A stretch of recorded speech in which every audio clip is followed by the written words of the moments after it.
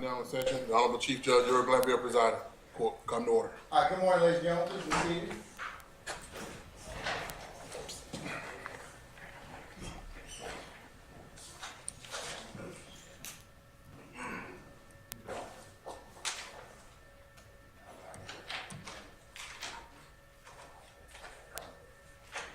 Okay.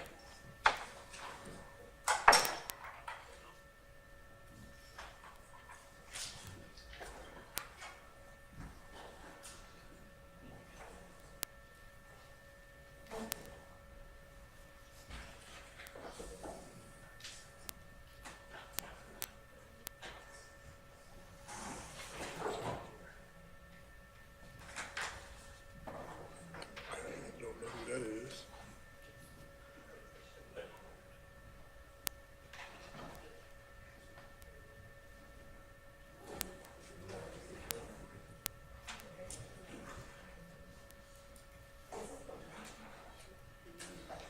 Okay, Judge, I'm not sure if she's been here before. Another attorney out there.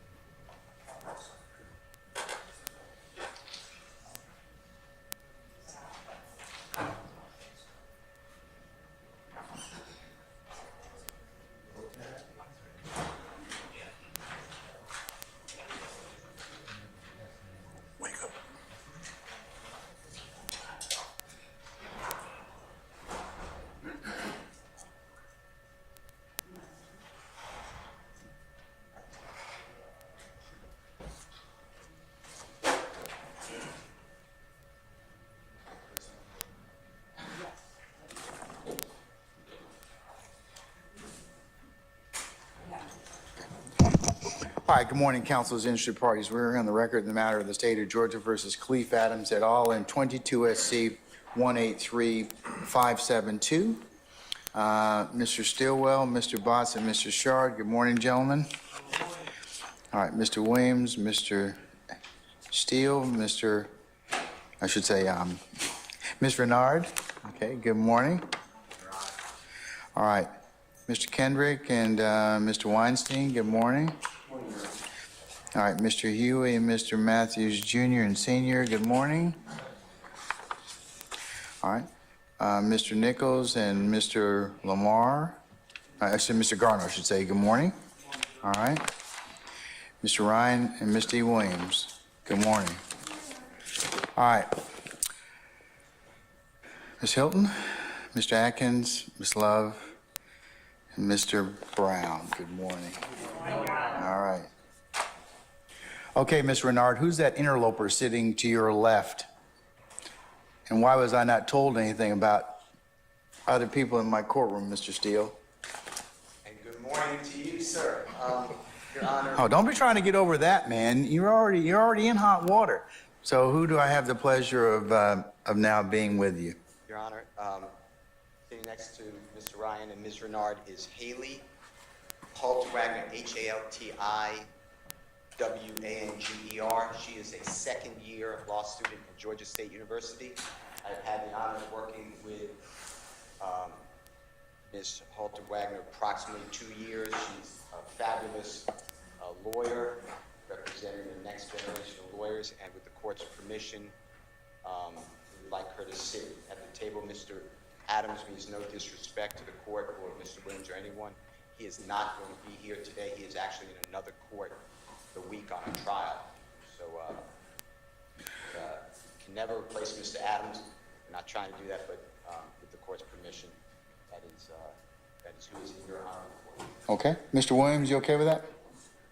Okay. All right. Okay. All right. Mr. Bean outside? Yes, sir. He is, Your Honor. Before we get started, I'd just like to ask if the court would allow us an opportunity to look at some certifieds that Mr. Steele indicated he has. He indicated he would show us the certified, and the court came in right before he had an opportunity to do so. So before we bring Mr. Bean, could we just see a copy of the see the certified itself? Sure. Give me a copy. You all can look at those.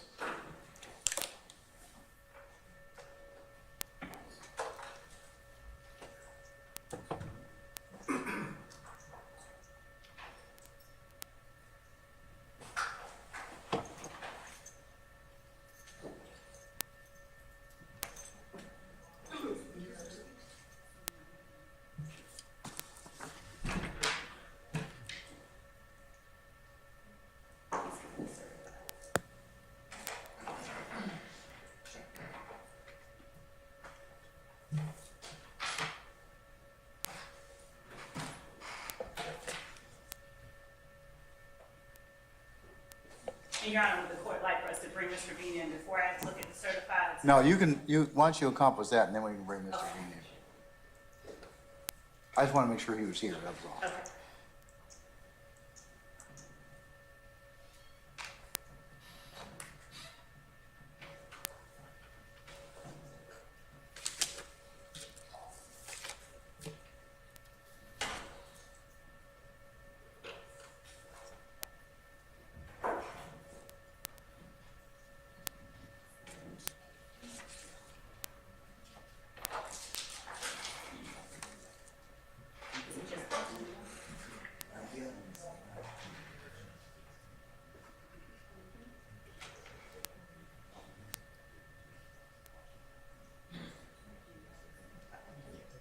And is it?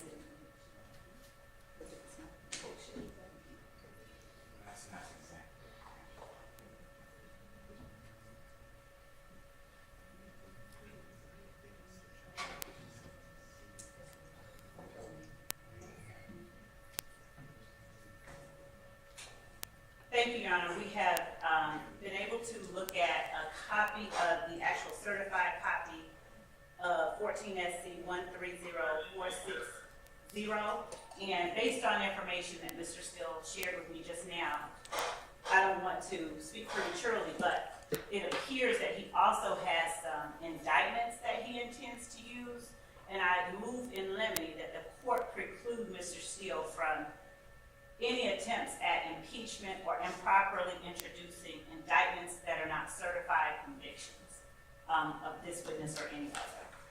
Based on the information that he just gave me when I asked to see the certified copies of conviction, he has only given me one certified conviction for Adrian Bean, and that is for Fulton County indictment 14 SC 130460. Okay, so there's no argument about the certified, is that right? Correct. There's Okay, no all right. argument about this. And then what about the uncertified or the, or do we, is that what you're asking me to, or, Yes, to pose or weigh in on? yes, because I've just been told that Mr. Steele has copies of indictments. I don't know. You have certified copies of those convictions, sir? And good morning again. As I told the district attorney's office, there's certified copies of charges of an indictment, not convictions. I told the district attorney I was not planning on seeking to admit them now, but they may become ripe. What happened in two different cases, if you want to know, is Mr. Bean was charged, serious crimes, armed robbery, I may be a little off here, but armed robbery, trafficking, marijuana, something to that effect. And the cases were dead docketed. Under Ridley, which is R-I-D-L-E-Y versus State, it's 368 Georgia Appeal 481.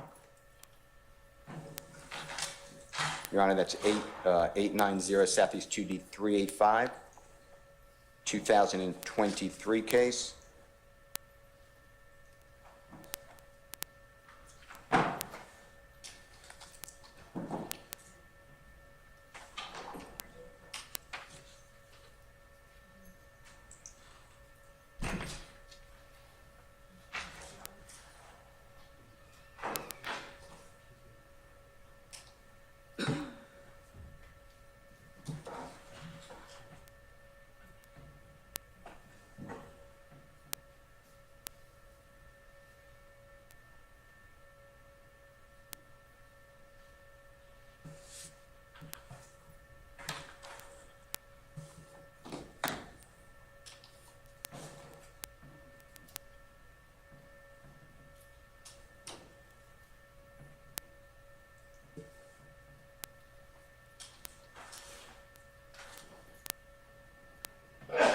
Bless you.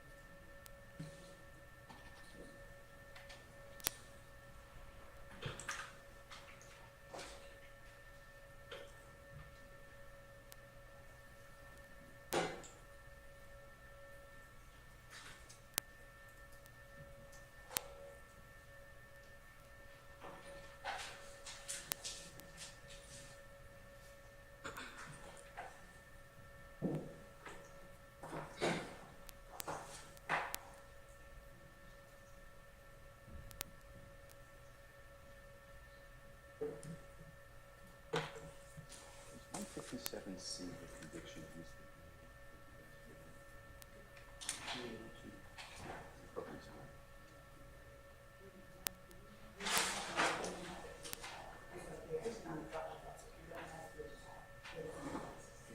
I have a digital mark sensitive about any that's mine.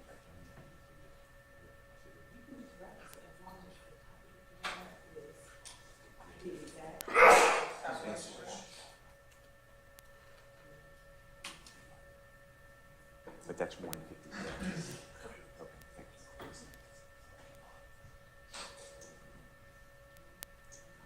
Can I see 157C, if you don't mind? Be certified. May I approach the? You may, sir.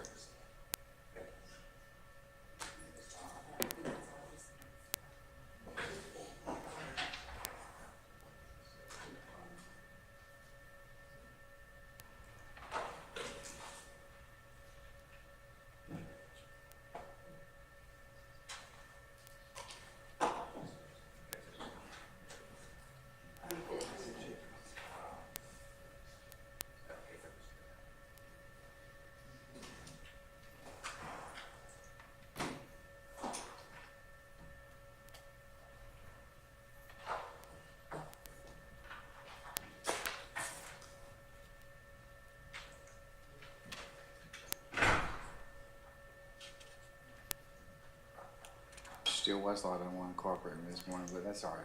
Go ahead, sir. I have a hard copy. I only have one, though. That'd be great, thank you. I apologize. I only have one All right. hard copy. So, 481 is... May I approach, Your Honor? You may, sir.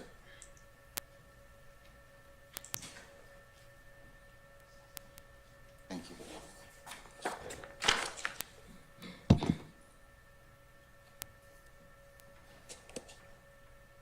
May I, Your Honor?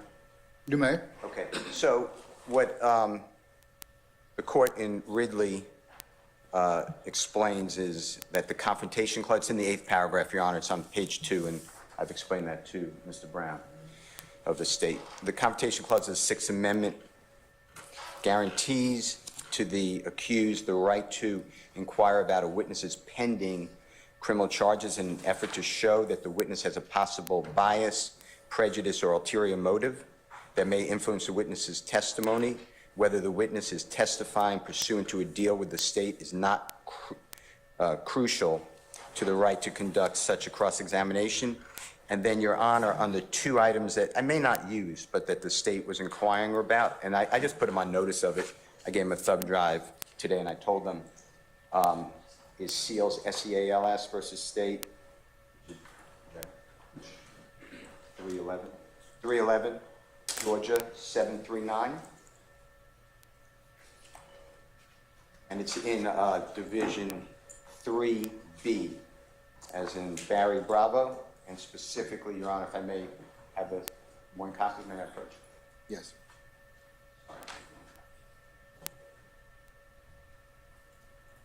A case is, that Seals, that actually determined it. That's our case in Georgia that made this, that a dead docket case remains pending. So because the cases are dead docket, not null pros, they actually are pending with Mr. Bean, could be brought back on a live docket with the court's permission. The reason I said I gave it to the state, I just gave them everything. The reason I did that was in abundance of caution that it came up and I felt needed to do it, so I wanted to be to do, and you told everyone to do, so that's why I did it. But as I told the state, I'm not really planning at this point to use them. They are older, Your Honor. I wouldn't be using them for impeachment. I think I'd be barred by the 10-year rule unless you made a finding that it was critical. But I can impeach with Mr. Bean with other convictions, so I can't really argue that it's, quote, critical to impeachment of this witness. I'm not saying the witness is not critical, but, you know, I have other manners and means to impeach him, I believe. But he might open the door as to other things. Exactly. And that's why I just did it at abundance of caution. But I'm not really there in my mind, but I just wanted to provide the state. I also gave them, about 6 this morning, I gave them about a 10-minute interview that, you know, Honorable Investigator Jimmy Martin Jr., which is, it's really James, J-M-E-S, Martin Jr., and I did with Mr. Bean. It was Sunday, January 22 of 2023, and I will be using that for impeachment because, respectfully, I know it's a jury question, but I believe he was not straightforward on his testimony on direct last week, and it's also a prior inconsistent statement, but it also goes to trial testimony under oath, which can be impeached at all times. So I gave that to the state early this morning. It's only a 10-minute interview. Okay. Your Honor, two things I want to point out. Mr. Steele has had apparently this interview since January 22nd of 2023, if I heard him correctly. He did just send it to us this morning at 6 o'clock. That part is okay. The part that is not is that he would have to confront and lay a foundation for the playing of any audio recording that is out of court. Any such recording is barred as hearsay under 24A801 unless there is a, unless he can establish, unless he can confront, unless he can somehow establish that there is an exception to the hearsay rule for that particular statement. Secondly, the indictments that he has given us copies of, I believe for no reason should be allowed because they are way more than 10 years old. They are from 2011. He has, in addition to the certified for 14 SC. Don't think that's the issue. He's just bringing them to the attention of you and the court so that if your witness should open the door as to him, I would make some certain probably findings at that point in time. Yes, Your Honor, I understand. I, of course, do not intend to inquire into the defense's strategy, but for the sake of arguing that somehow there is a reason that this witness would want to cooperate with the state, that is what Ridley is intended to stand for. They would be able to show through open cases a witness's reason for wanting to cooperate with the state. And again, I would argue that these three, 11SC, 06SC, and 13SC cases for which Mr. Steele provided us indictments this morning are not permissible under any of those circumstances. And I, before he even tenders or walks to the witness to attempt to show them or even mentions them in front of the jury, I would ask that the court require Mr. Steele to, at the very least, outside the presence of the jury, tell the court what he intends to use them for. Because otherwise, once the toothpaste is out of the tube with respect to some impermissible document or impermissible item he wishes the jury to know about, it's already out. So I would ask that the court preclude him from even mentioning, tendering, or asking the witness about any 11SC case, 06SC case, or 13SC case that he has given us a copy of an indictment of for any reason until he, outside the presence of the jury, tells the court for what reason he intends to try and introduce it. Because again, we would argue that it's impermissible. It would be, as he stated himself, it's not permissible impeachment evidence. It is over, they are all over 10 years old. They're all closed cases. But, well, they're dead docketed, right? Okay, that's fine. They're dead these two cases are apparently on the dead docket, right? So the 11SC case and the 06SC case are either, they're dismissed for all intents and purposes, but the point is, and the 13SC case, let me make clear, I believe that that one is actually states 157C. I believe he was sentenced for that one. So as far as if this is the same one that we've already introduced, we have no objection to that being used. But the 11SC case and the 06SC case were dismissed against Mr. Bean well over 10 years ago. And Okay, all right. Were they dismissed? How were they dismissed? Were they placed on the dead docket? Were they null pros? we don't have Were a there's certified verdict? copy of the file. So all that we have is a copy of an indictment with nothing more from the file from Mr. Steele. So how do we know how it was resolved? Because the copy of we don't know exactly how it was resolved beyond what Mr. Steele has shown us, which is the indictment itself with the word, as to Adrian Bean, the counts are placed on the dead docket in July 2011. Okay, well, they're And I placed don't on the, know. just stop. If they're placed on the dead docket, that case still is technically open. It can be prosecuted. And that's what the case law seems to The indicate. statute of limitations has run on these items, and we cannot, we've dead docketed it in 2011. We can't bring it back. Your Honor, the statute of limitations is satisfied once the indictment is returned in open court by the grand jury. There's not a statute of limitations issue with a dead docketed count. Again, Your Honor, since Mr. Steele has indicated that this issue is not right, my only request of the court is that before well- Mr. Steele mentions it, he, at least outside the presence of the jury, tells the court for what purpose he intends to try. Let me ask a question. Mr. Steele, do you have some basis to believe that the state has, has offered Mr. Bean a deal or has indicated they're not going to take these these dismissed cases off of the dead docket? Or what's your theory of how you might confront the witness? He would, no, to answer your question directly, no. Okay. I don't have any reason, good faith belief that the state is saying it's coming off the dead docket, but under Ridley, R-I-D-L-E-Y, that's not the issue. That's exactly why I gave you the case. It goes to the state of mind of the witness who is testifying, and the jury makes that determination. The state of mind as to how? Because what... Really doesn't say that. Yes, it does. If you Where in really does it say that? If Point you to the started- page. I want to if see you it. started the 8th paragraph, which I think is on the 2nd page, Your Honor, and then go to the 3rd page. And it says in the very top left-hand, I'm going by my memory, but top left-hand corner, it should say, whether the witness is testifying pursuant to a deal with the state is not crucial. I'm going by my memory. Yeah, To the that's right. pretty close. Okay. To the right to conduct such a cross-examination. So it's a pending charge. This isn't about a deal. This isn't about conviction of 10 years of age. I just, God willing, straight with the court, I'm just telling you, I understand that if it was a conviction, I wouldn't be able to use it. I have other convictions for him, but they're over 10 years of age. I'm not trying to get those in because I don't think it's right to ask this honorable court to make a balancing test. So you're saying he's still facing charges, and that's Exactly. what you want to ask him about? Yeah, that's all that issue is. All right. And it has nothing to do with the statute of limitations. It has nothing to do with a conviction. I'm just doing what I think lawyers should do. I'm just being straightforward. Your Honor, under 403, given that these are dead document charges from 2011, and I don't believe that Mr. Steele or Mr. Williams has any good faith basis to argue that under Ridley, he should be allowed to introduce this 11SC case and this 06. That's what Ridley seems to indicate, and it tells me under 403, it's an extraordinary remedy which should only be used sparingly.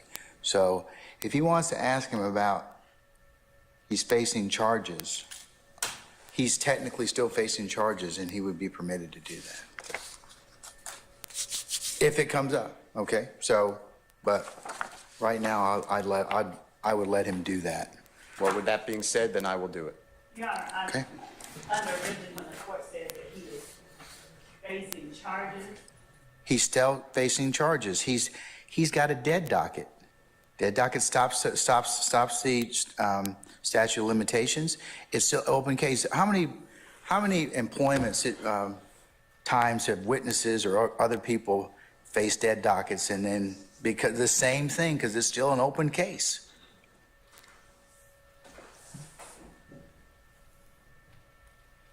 That's my ruling. Can we move on? yes, Your Honor. Okay, all right. If it comes down to it, so, yeah, he's got a good faith basis, so if it comes down to it, he can ask those questions. All right, anything else?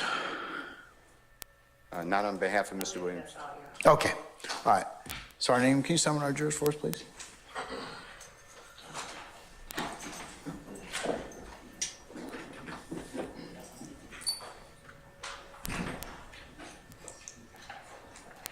And Your Honor, Madam. Mr. Steele will not be attempting to claim any hearsay. He won't be tendering any, is my understanding, without laying any foundation for that. Correct. Yeah.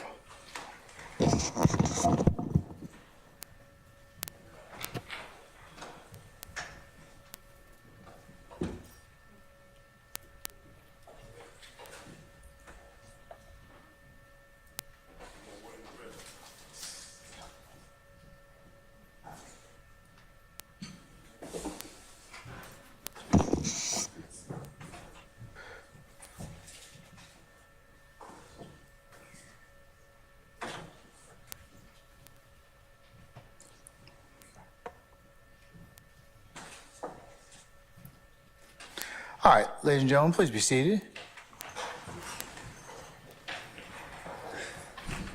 Jurors present.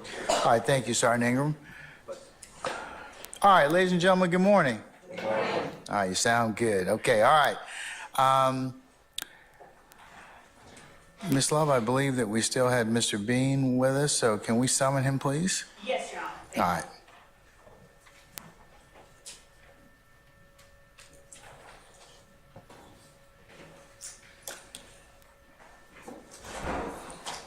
Mr. Bean, good morning. Come on up again.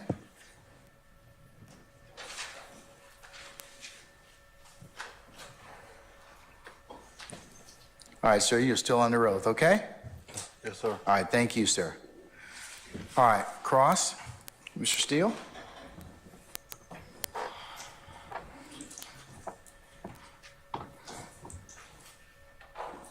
Thank you, Your Honor.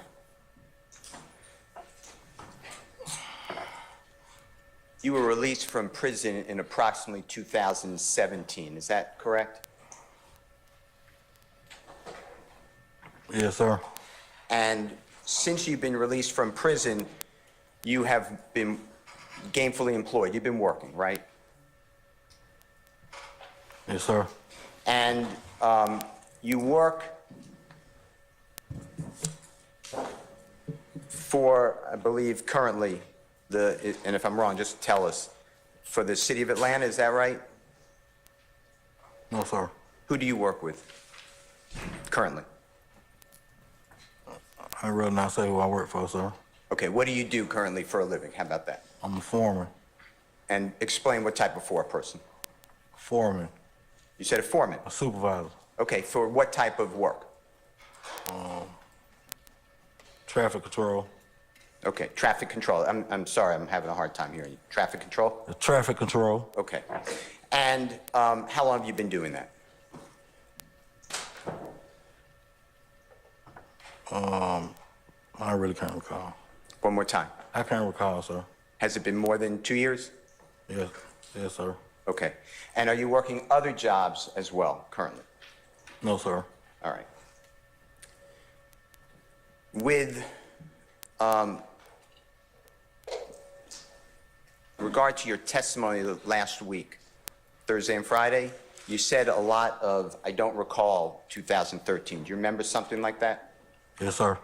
And I think you explained or tried to state that that was a bad time in your life, you blocked it out. If I'm misstating that, just correct me. You don't recall anything from 2013, sir. And why is that? I just don't recall. I don't remember. I just don't recall, sir. Do you remember things in 2014? No, sir. No? Yes or no? No, sir. 2015? I don't recall, sir. How about 2016?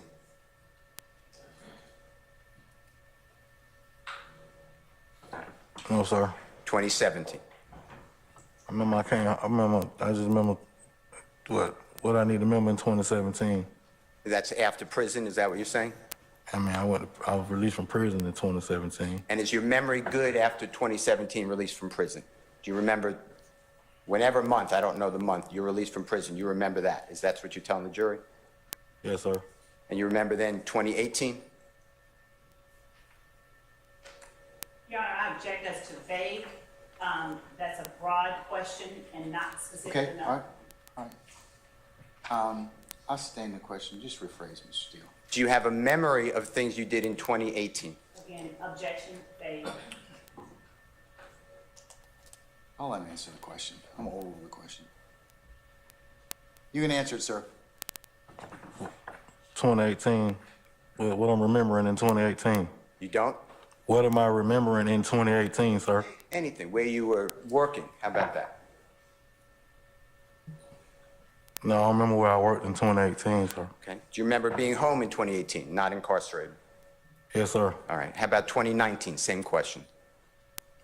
What am I remembering? Same question.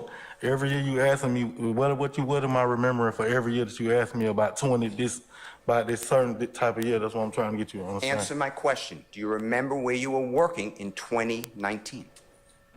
No, sir. Were you working in 2019? I don't remember. Were you living free in 2019? I'm free. Were you living with your wife in 2019? I've been with my wife in 2019. Same question. It's 2020. You remember that year where you were working? I've been doing the same job for some years now, so it'll run into all that. It's 24 now. I've been working by 7, 8 years now. The working part is going to be what you're asking me about, sir. And you remember that in 2020, right? Yes or no? Yeah. And 21, same question. Okay. Remember Yeah. that? I remember my work 21. I remember my work 22. I remember my work 23. I remember my work 24. This year right now, what we're looking at. How clearly do you remember 23 and 24 years? This year and last year. Not too good, but I can't hear you. Not too good. Okay. Mr. Bean.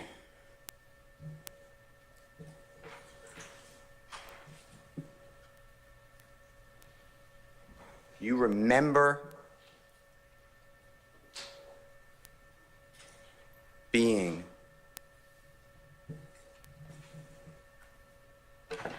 convicted of what has been marked as State's Exhibit number 157C, as in Colette or Charlie, that you identified last week. Do you remember that? No, sir. I don't know. Okay. Your Honor, with the court's permission, may I show electronically 157C in Colette? And Mr. Kokomo, if he can help me out. It's already in evidence, Your Honor. Yes, sir. It should be on the screen. You could look behind you or right next to you in a moment. And I want to go through this with you.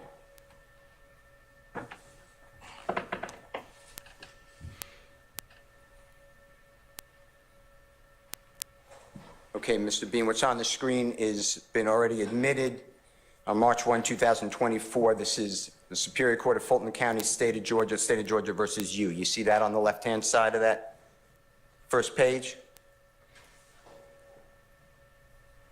Yes, sir. And you see where it says filed in the office of the Deputy Clerk of Superior Court, Fulton County. It gives the date of October 15, 2015. It's gonna still be the same. I can't hear you.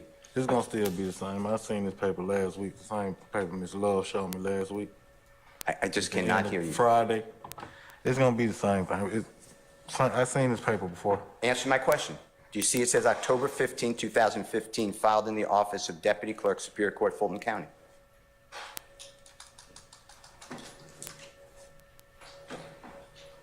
Yes, sir. And you see in the next column to the right, there's a rectangle and it has your date of birth, June 22, 1979. True? True. Okay. And then if you go down on that page, with Mr. Kokomo's permission, you see it lists certain charges on the left-hand corner. You see that? Left-hand side? It goes from 1, 2, 3, 4, 5, 6, and then it skips to 9. You see that?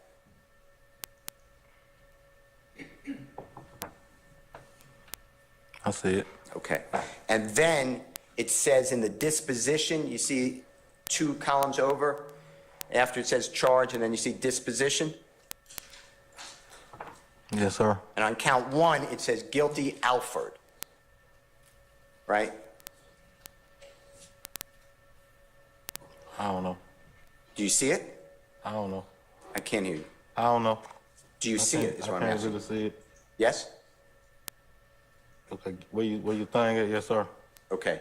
And then it says for the sentence, 10 years to serve 3 years. That's in prison, right?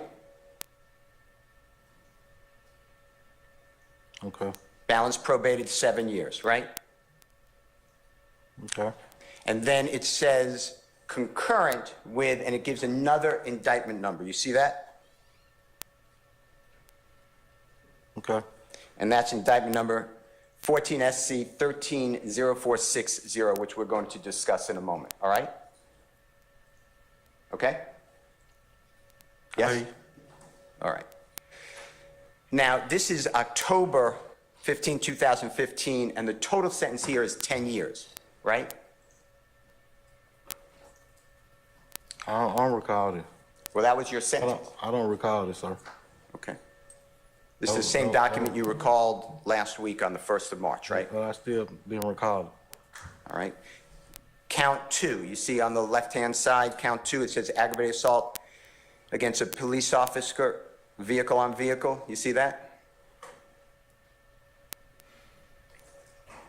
You see that? Yeah, I don't recall none of this paperwork right here, but you're showing me, though, Mr. All right, well, it's in evidence, so we're going to go through it. Again, you pled guilty under Alford, right? And the same sentence, 10 years is total sentence, 3 years in prison. The balance is 7 years on probation to run concurrent with count 1, okay? That's what it says, right? Yes or no? Sir, you got to answer the questions, okay? Yeah, I guess it's on the screen. Yes, sir. Count 3 is again aggravated assault against a peace officer, and again guilty under Alford, 10 years to serve 3 years, balance 7 years on probation, concurrent with count 1, right? I never pleaded to this. All right, we're going to talk about it. We'll go through the whole document. The next one is count 4, 5, and 6, and that's armed robbery, aggravated assault with a deadly weapon, and possession of a firearm during the commission of a felony, and all those were no pros or dismissed. You see that? Yes, sir. All right, and then the last one is count 9, fleeing or attempting to elude, misdemeanor, and again guilty under Alford, 12 months to serve, concurrent, run at the same time as count 1. That's what it says, right? That's what it says. All right, let's go to page 2 with Mr. Kokomo's permission. And these are the terms of the sentence summary. You see that right there where Mr. Kokomo stopped? You see in bold it says sentence summary. Sentence summary, yeah. Okay, and defendant is a word used for somebody charged with a crime, right? You know that? I didn't know that. Like a plaintiff is a state, or a defendant is a person charged, or in a civil case. Do you know what I'm talking about? No, sir. No? Okay. Well, it says the defendant is a judge guilty. Excuse me, I'm in the wrong place. The defendant is sentenced for a total of 10 years, with the first 3 years to be served in confinement, the remainder to be served on probation, right?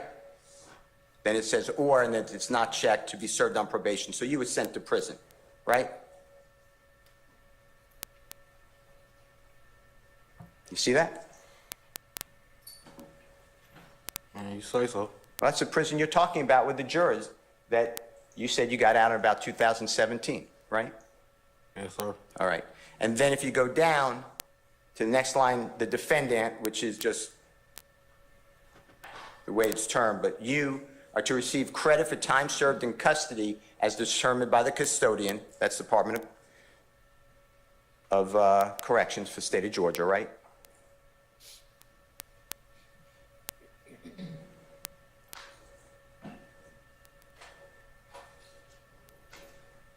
You see that?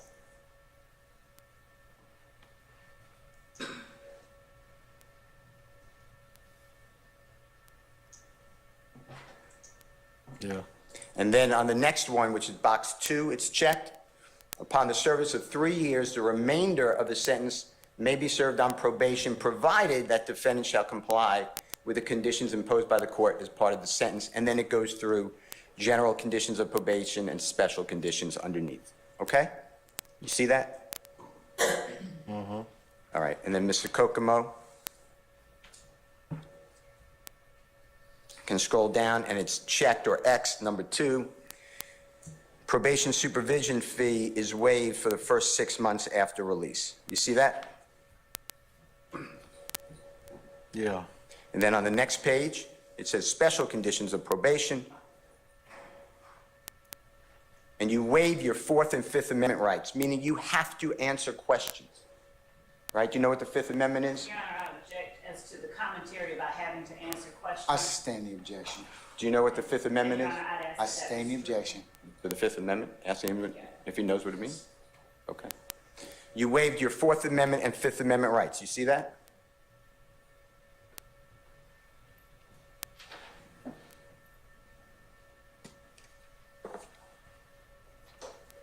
I'm looking at it. Okay? And then maintain employment, undergo regular random drug screens, obtain a GED, and then back to that court if your probation is going to be revoked. You see all that? I'm looking at it. And revoked probation means you go back to prison instead of being out on the street under supervision of a probation officer, right? I guess so. You don't want to go back to prison, do you?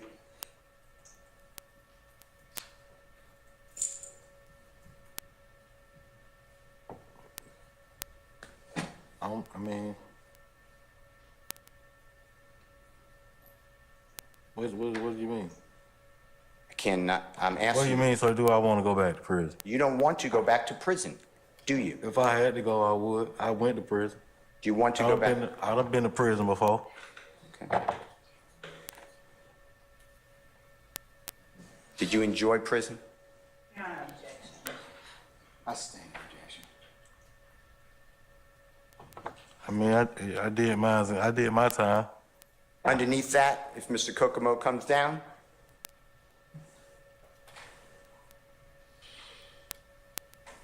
you hired a lawyer, go down a little more, named Ed Adams, you see that, by employment? Yes, sir. Okay.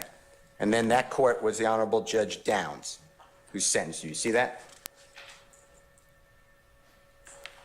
Yes, sir.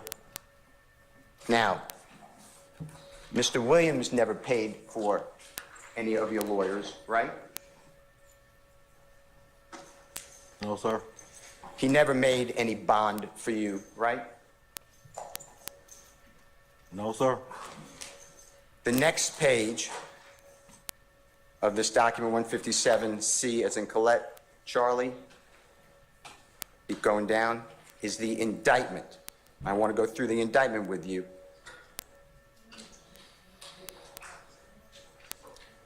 Okay. If you go up a little bit. Perfect. Thank you, Mr. Kokomo. Go down just one more to get count 9. Now, on this indictment, Mr. Bean, in State's Exhibit number 157C, as in Colette, Charlie, you see the indictment number there in the center, written in 13SC 12 2087. You see that? Yeah, that's what it says. And it says State of Georgia versus, and the first person is you, with count 1, 2, 3, 4, 5, 6, and 9. Same counts that we just discussed on the sentencing page. You see that? That's what it says. And then you have the next person charged is Walter Murphy. You see that name? Yeah, that's what it says. And he's the same Walter Murphy that you discussed earlier, according to, you said you didn't recall, but he was referred to by the Honorable District Attorney as DK. You remember that? No, sir. All right. And he is also charged with you in count 1, 2, 3, 4, 5, 6. Mr. Murphy's charged in count 7, but also in count 9. You see that? That's what the paper says. And then the last person is Frederick Medina, which is Medina, Prothro, Prothro. You see that? Yeah, that's what it says, sir. And Mr. Prothro is also charged in similar counts as you, but count 8. So he's charging 1, 2, 3, 4, 5, 6, 8, and 9. You see that? I guess that's what it says. And this indictment was filed, if you go down a little bit, Mr. Kokomo.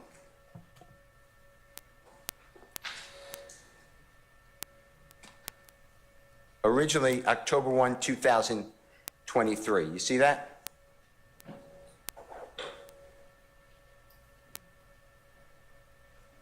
It says 13. You see that? I couldn't hear you. I said it says 13. Okay. And then, for Walter Murphy, you see where he pled guilty to count. Objection, Your Honor, as to having this witness testify about someone else. I stand the objection. The documents and evidence. It doesn't make a difference, Mr. Steele. That's a proper objection. I'm sustaining it. All right. Let's just, before we leave this page, just go up a little bit, Mr. Kokomo. Show the jurors where Jeffrey Williams is charged, along with you, Mr. Prothro, and Mr. Murphy in this indictment.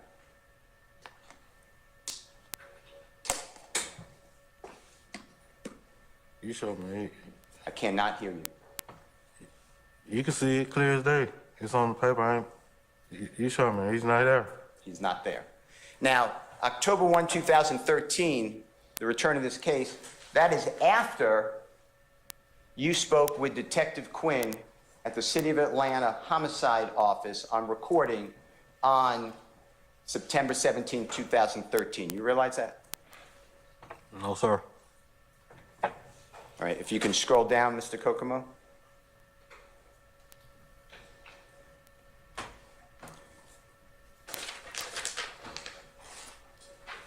And Mr. Bean, this is the next page. And you see in the top, I'll just talk about you. So I'm excluding the first column, Mr. Prothero, the second column, Mr. Murphy. We're going to the third column to the right on the top. You see where you originally pled not guilty with your lawyer, Ed Levance Adams, and your signature, you see that? Yes, sir. And that's, it says October 29, 2013. You see that? Yes, sir. And then if you go down, and it's on an angle on the side, or actually it's on the center right, you see where it says Adrian Bean with your middle name? You see that in the center, kind of right?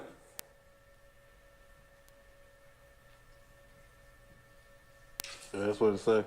And you see there's a check mark, you pled guilty under Alford to the indicted offenses in count 1, 2, 3, and 9, like it says on the first page of 157C. You see that? Yes, sir. And that's October 1, 2015 now. So it's 2 years and 3 weeks after September 11, 2013 that you're resolving this case. You see that? That's what the paper say. One more time. That's what the paper say. Okay. And then the other counts, if you look kind of on an angle, as to Adrian Bean, count 4, 5,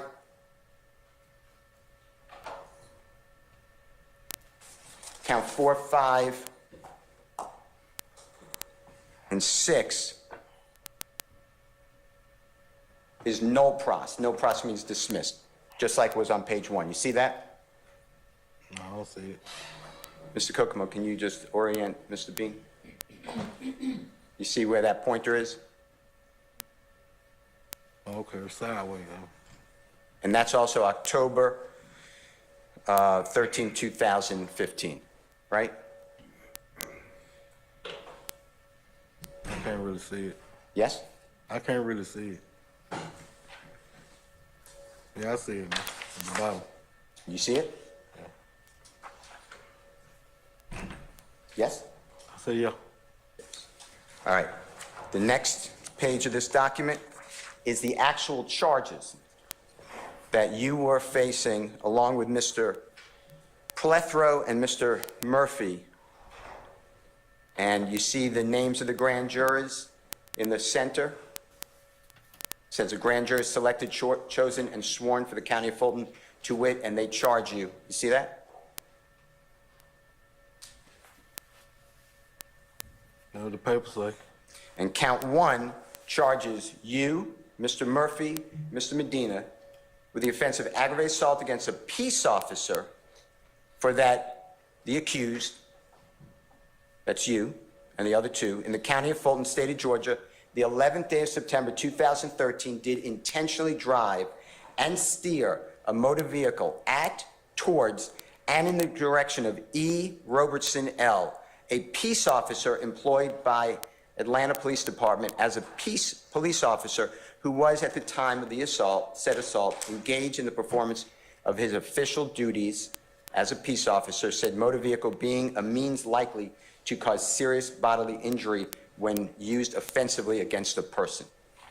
You see that?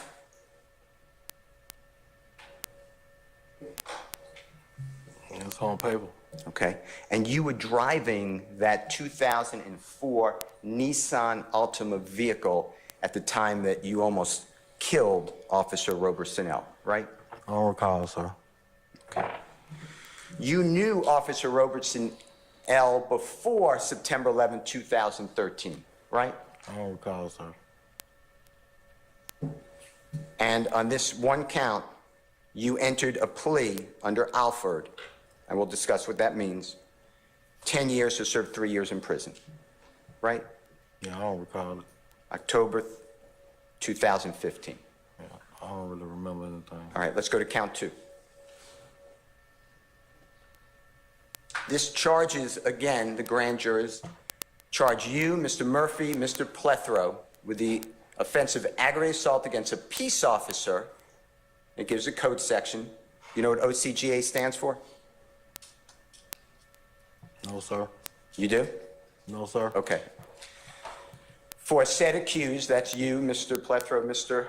Murphy, in the county of Fulton, state of Georgia, on the 11th day of September 2013, same day, did intentionally drive and steer a motor vehicle into and against the motor vehicle which was then and there occupied by A.C. Booker Higgins, a peace officer employed by City of Atlanta Police as a police officer, who was at the time of said assault engaged in performance of his official duties as such peace officer, said motor vehicle being a means likely to cause serious bodily injury when used offensively against a person. You see that count? And that's what the paper said. And you pled guilty under Alford and were sentenced on that count, right?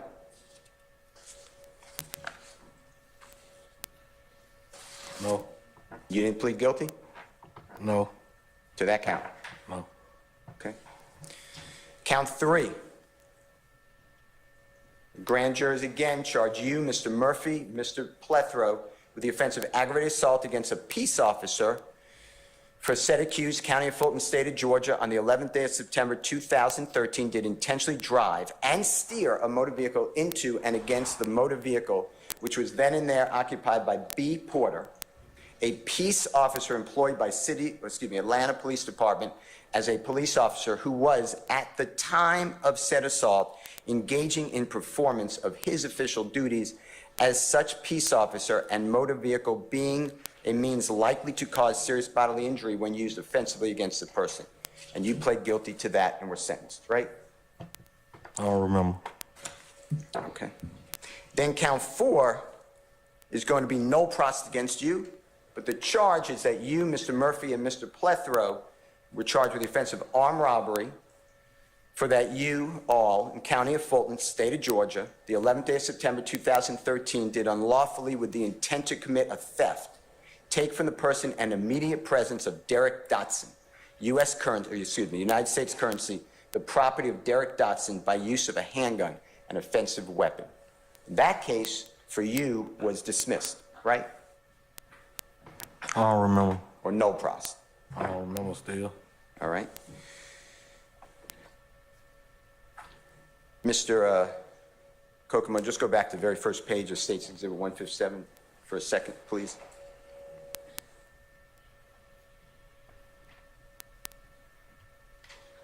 And scroll down to count 4, 5, and 6. You see count 4, armed robbery, we just read, and then it says in the third column, disposition, no process. You understand that? The same with count 5 and 6. That's what the paper says. Okay. Let's go to count 5. What was dismissed against you? You were charged in count 5, along with Mr. Murphy and Mr. Plethro, with aggravated assault with a deadly weapon for said accused in county of Fulton, state of Georgia, on the 11th day of September 2013, did unlawfully commit an assault upon the person of Derek Dotson by shooting at, towards, and in the immediate direction of Derek Dotson with a handgun, same being a deadly weapon. Your case was dismissed. That's what you were charged, right? Yes, sir. The paper say. And then count 6. It's going to be the grand jury's charge you, Walter Murphy, and Mr. Plethro with the offense of possession of a firearm during the commission of a felony for that said accused, the 3 of you, in the county of Fulton, state of Georgia, on the 11th day of September 2013, did unlawfully have on and within arm's reach of accused person a handgun during the commission of a felony against and involving the person of another, to wit, armed robbery, and that case against you was dismissed, right? That's what the paper say. Okay. And then number 7 charges just Mr. Walter Murphy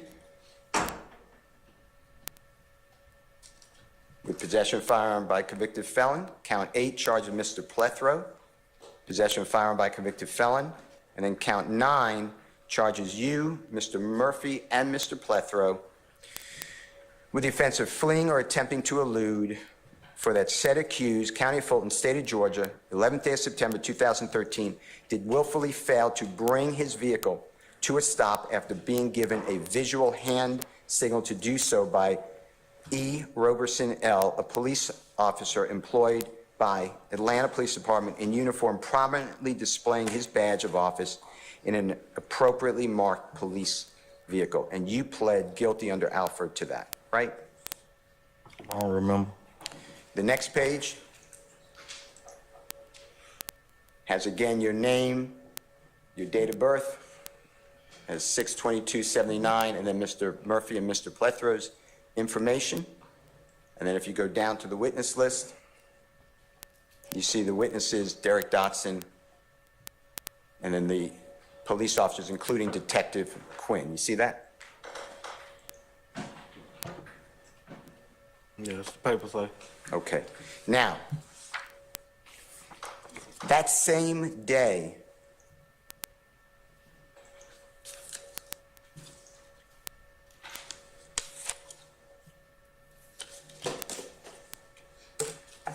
you disposed of another case. You remember that? No, sir. Your Honor, may I approach? You may, sir.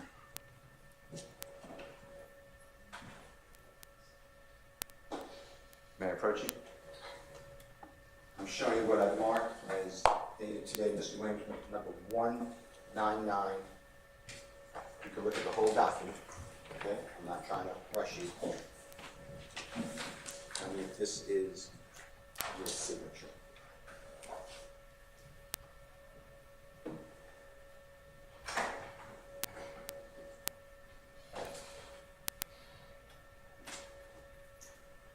No, sir. I didn't write that. Sorry, number 2. I didn't write that. Okay. Is that your signature? I didn't write down one of those. Is your lawyer, you recognize the signature of Ed Adams? That's your lawyer? I don't know how his signature would be, sir. Is that your lawyer? Ed Adams my lawyer, but I can explain to you about his signature. Do you remember being charged and convicted of aggravated assault with a deadly weapon for an incident on September 7, 2012? Did commit an assault by shooting a person named Cameron Randolph? Do you remember that?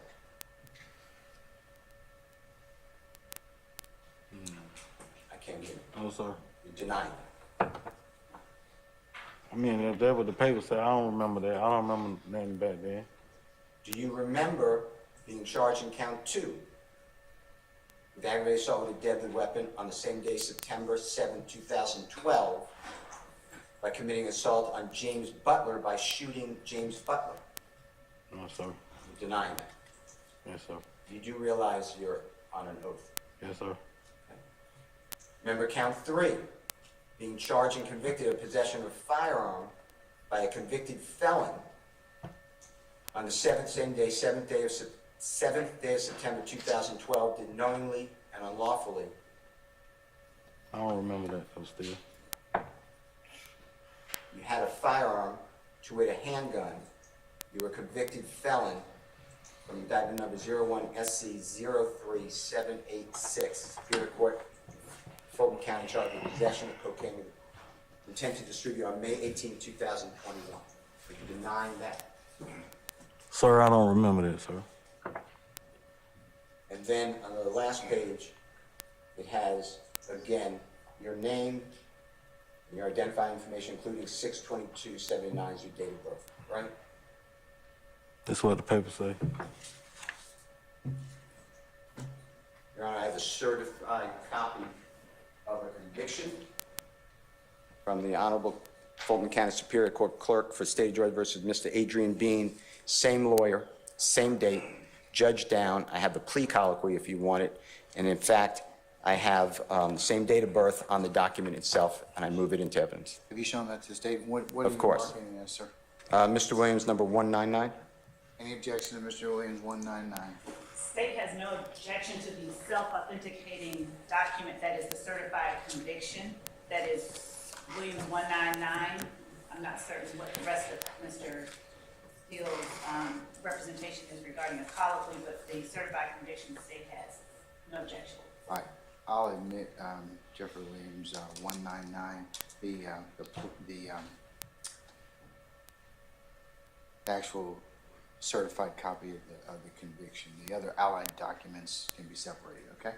Your Honor, may I approach Mr. Bean with Mr. Williams, number 199, that's in evidence, as well as states 157C, in case he needs to refer to them.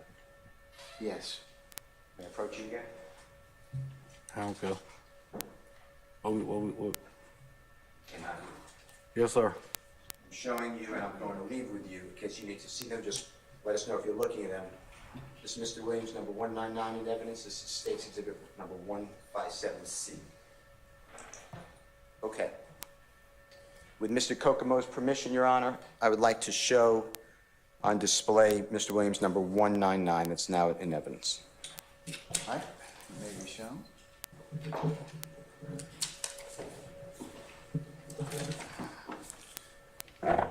Okay, Mr. Bean, we are looking with Mr. Kokomo's permission at Mr. Williams, number 199. It's on the screen. It's also right in front of you, if that's easier for you. You could look at either one. And at the top of that, on the left-hand side, again, it is State of Georgia versus you, Adrian Bean. You see that?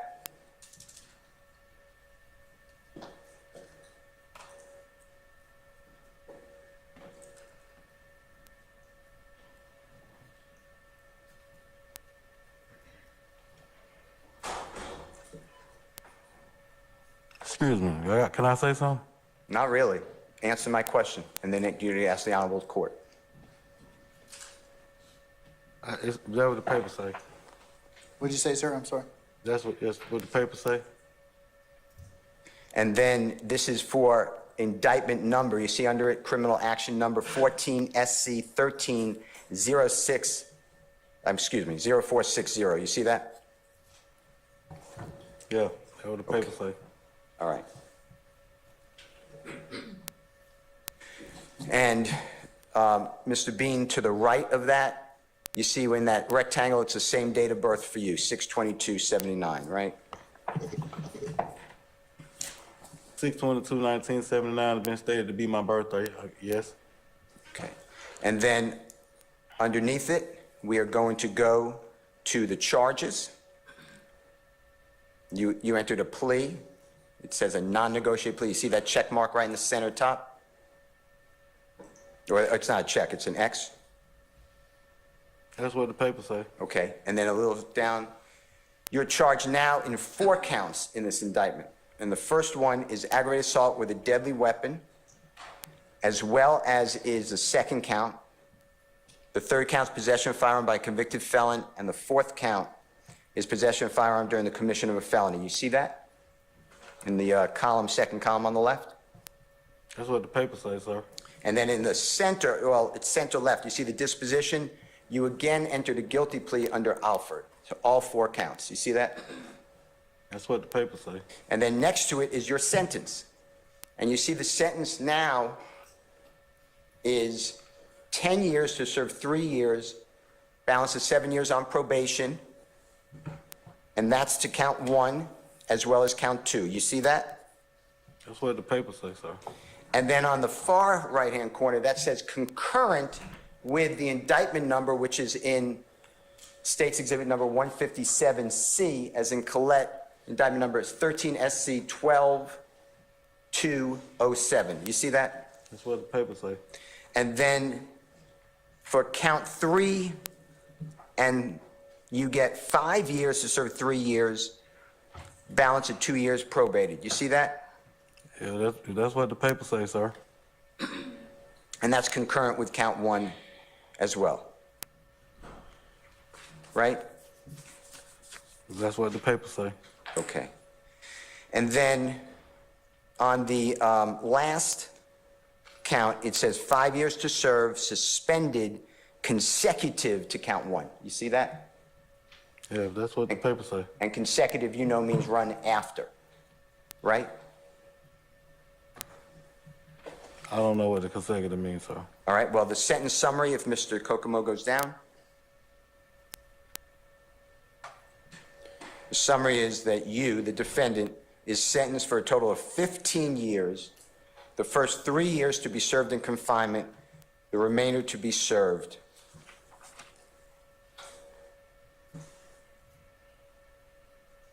And then if you go to the next page, at the very top, you are to receive credit for time served in custody as determined by the custodian. And then number 2 is checked. Upon the service of 3 years in prison, upon the service of 3 years, the remainder of the sentence may be served on probation, provided the defendant shall comply with conditions of probation. And when you go down, Mr. Kokomo, they're going to be the same conditions that we discussed earlier for your other conviction in State's Exhibit 157C. You see that? And that's what the paper said. All right, and then if you go down to the date, keep going down, please.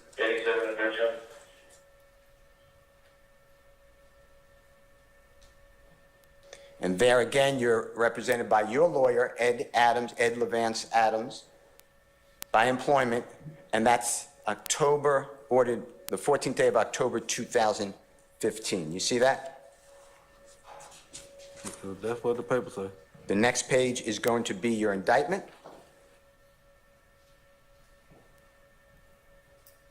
And this is 14 SC 130460, charging you, Mr. Bean, with those 4 counts, 2 counts of aggravated assault, possession of firearm by convicted felons, count 3, possession of firearm during the commission of a felony. This indictment was returned on October 24th, 2014. You see that? Yeah, that's what the paper says, sir. And underneath that,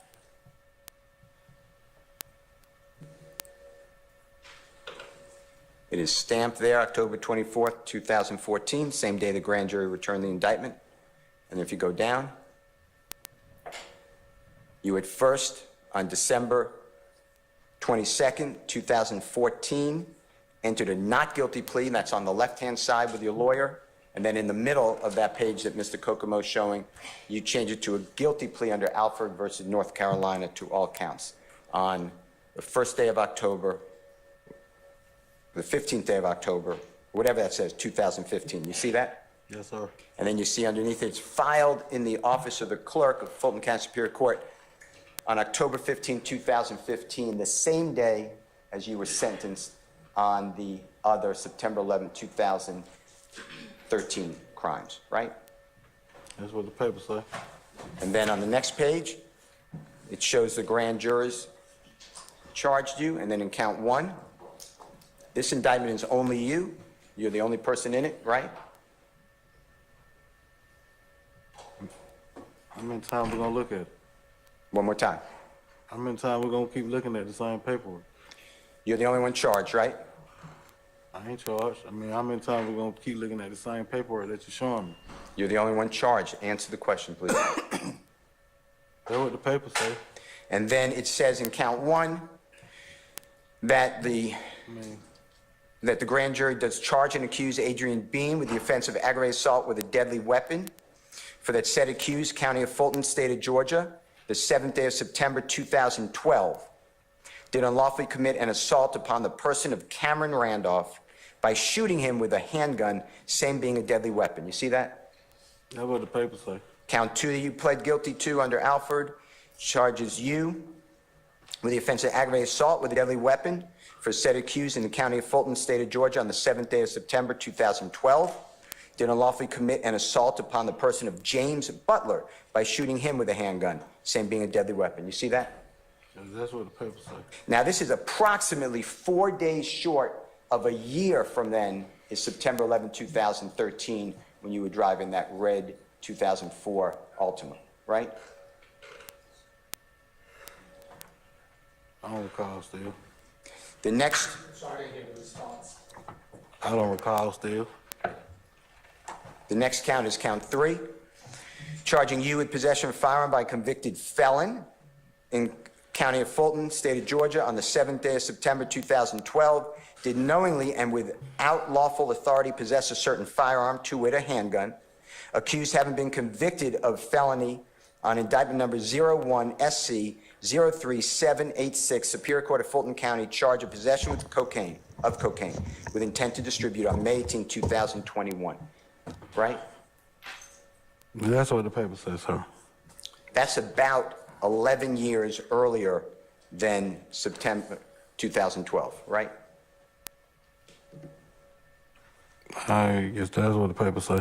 And you told the jurors that you've been through the prison system several times. Didn't you say that today? Today? Didn't you say that? I said I've been in prison before. All right.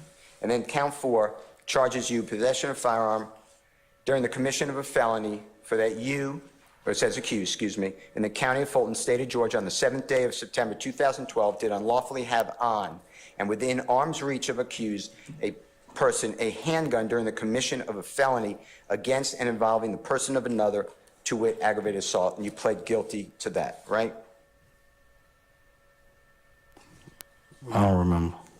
All right, and then on the next page, it shows the witness, it shows your name and information, or some information, again, giving you date of birth as 6/22/79, and then the witness list against you, and you see the Mr. Billingsley, Mr. Butler, Mr. Randolph, and then those police officers. You see that?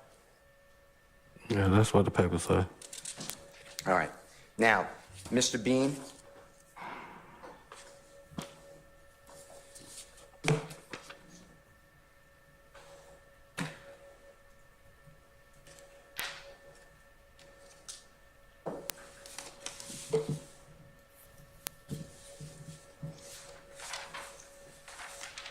I noticed several times on last Thursday and Friday that you were given a choice. Is your answer you do not recall information on statements that you gave on recording to Detective Quinn on September 17, 2013, or are you saying you did not? Yeah, I didn't recall. And you specifically never said that you denied that it occurred. You just kept saying, I don't recall. Remember that?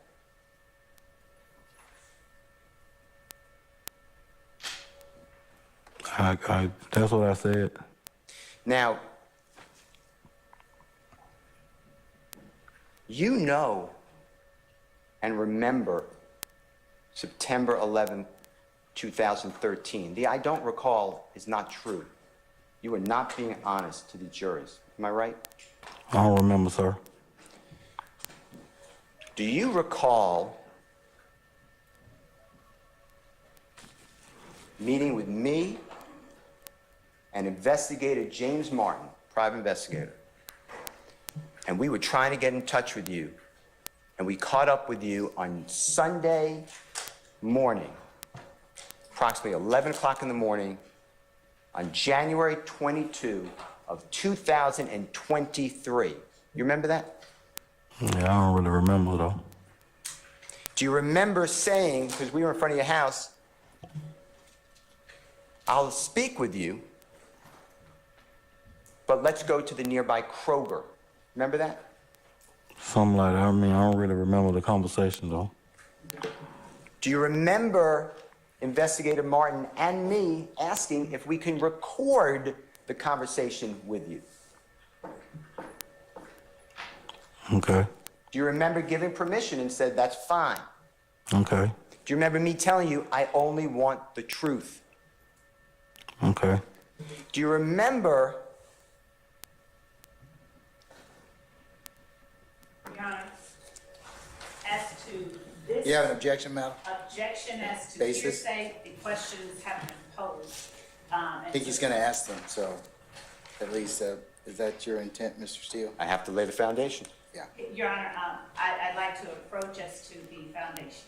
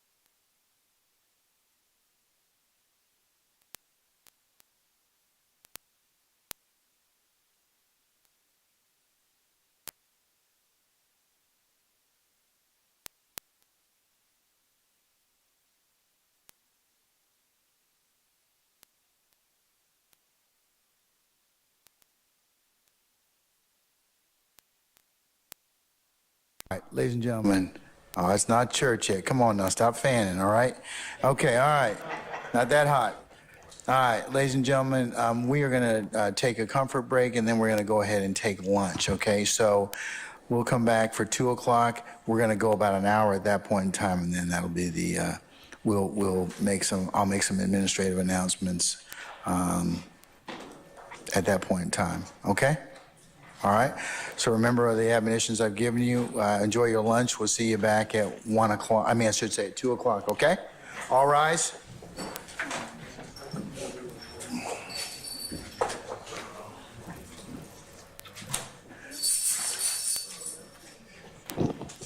Where are you going?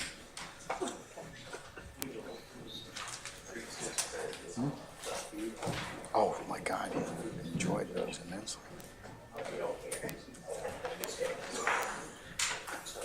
Oh, they were, I could have, they're like, I could have eaten those all afternoon.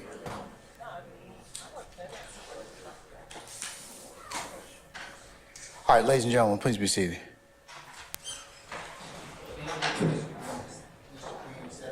The door, Deputy, can you get Mr. Bean, please, sir? Thank you.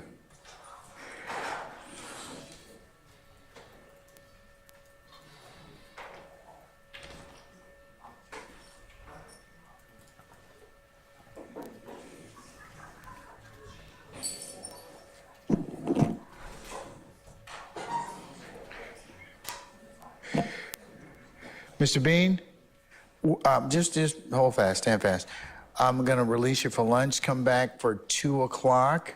I'll be back here just a little before 2. Don't discuss your testimony with anybody except the attorneys in this case, okay? Okay, see you then. All right.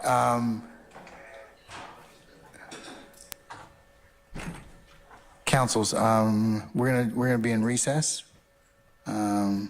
until 2 o'clock. Can I see Ms. Love and maybe Mr. Steele and Mr. Matthews? Can you all come up for a second, please? All right, we're in recess.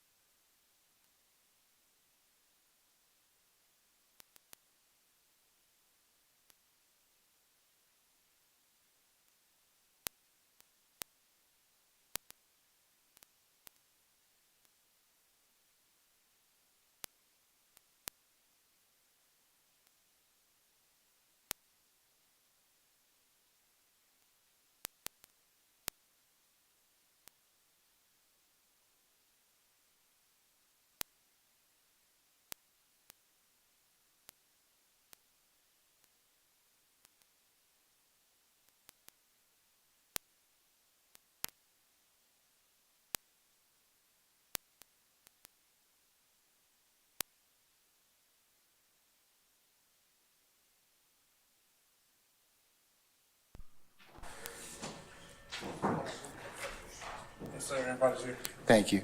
All right, Mr. Bean, is he outside? Okay. You want to come in? Yes, please, thank you.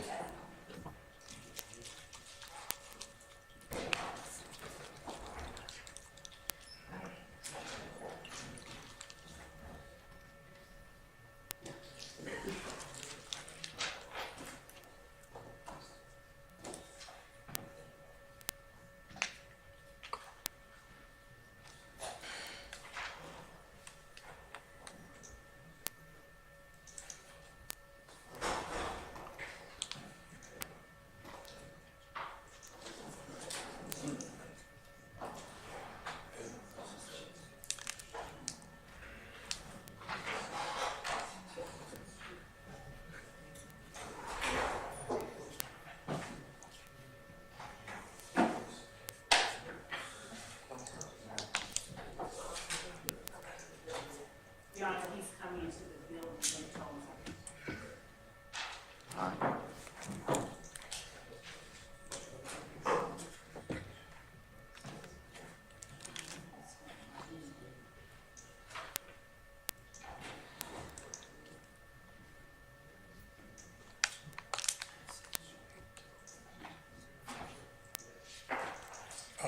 Is that okay?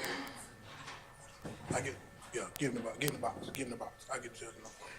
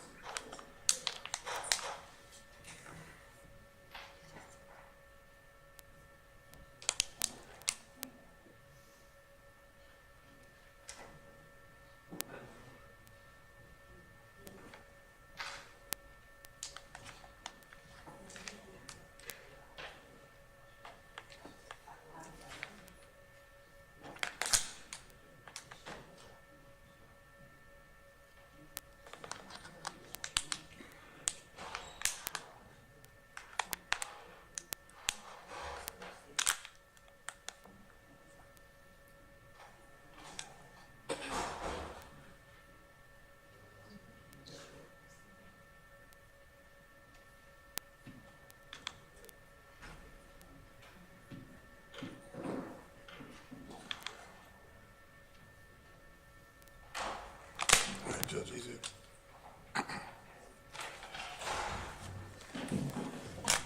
He's in the courtroom. Okay, yeah.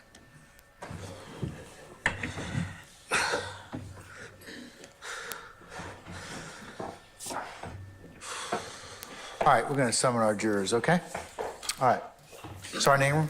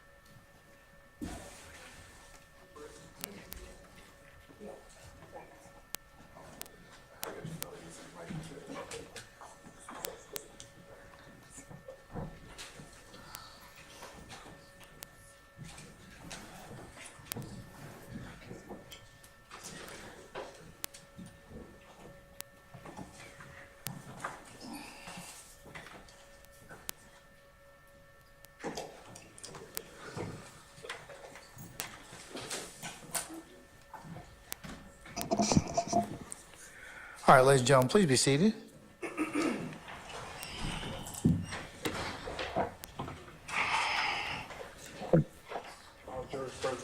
All right, thank you, Sergeant Ingram. All right, Mr. Steele?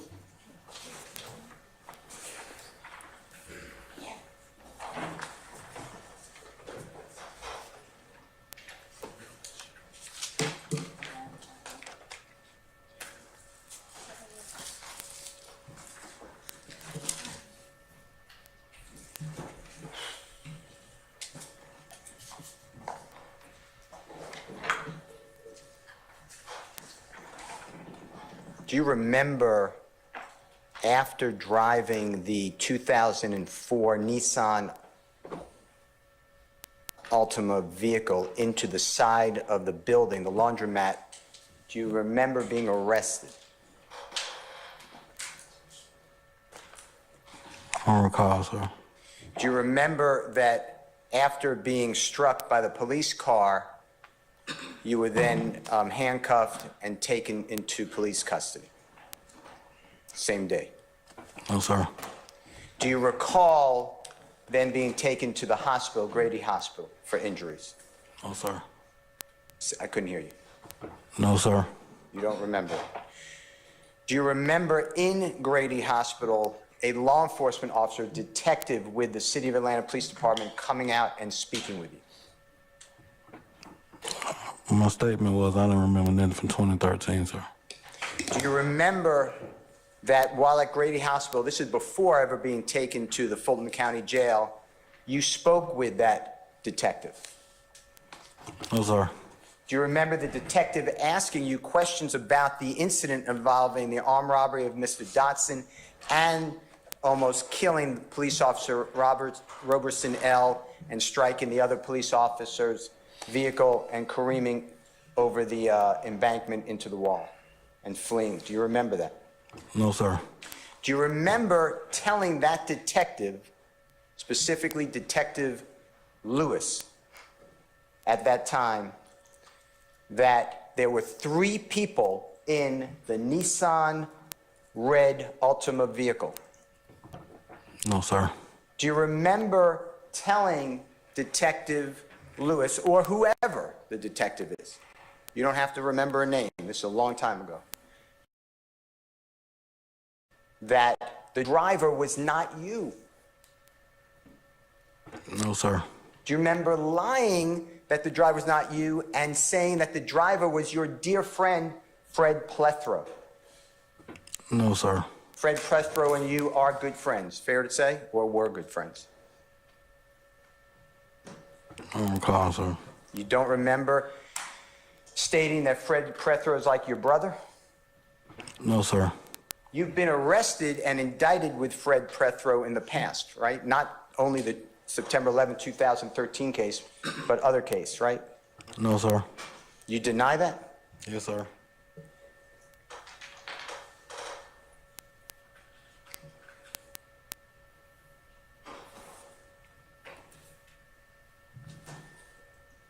To be fair to you, and maybe it doesn't need repeating.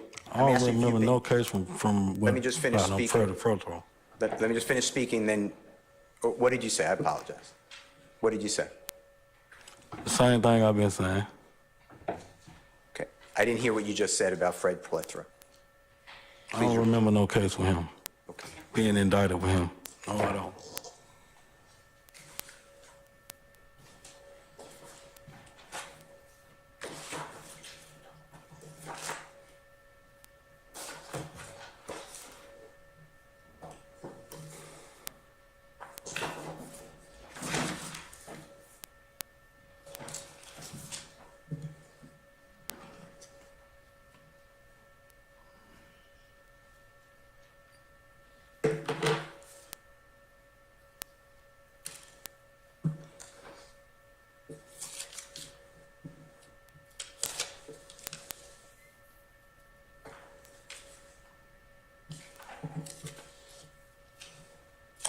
Let me show you what I've marked as Mr. Williams' number 200, exhibit number 200.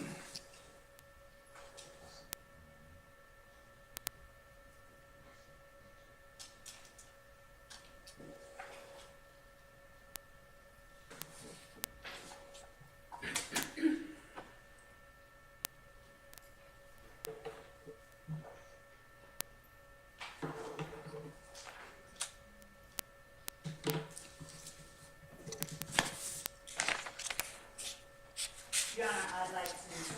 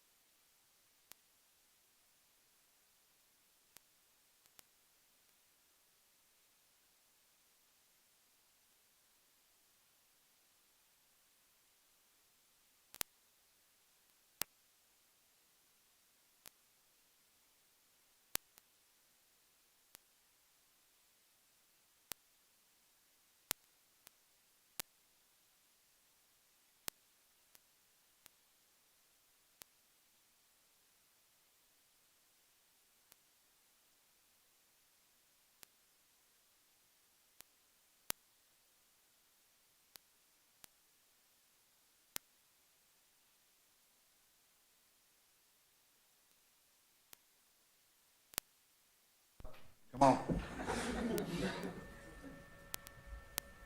Thank you, sir.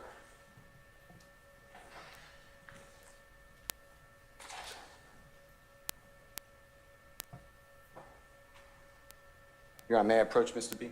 You may. May I approach you, sir? Sir. Say yes. Yes, sir.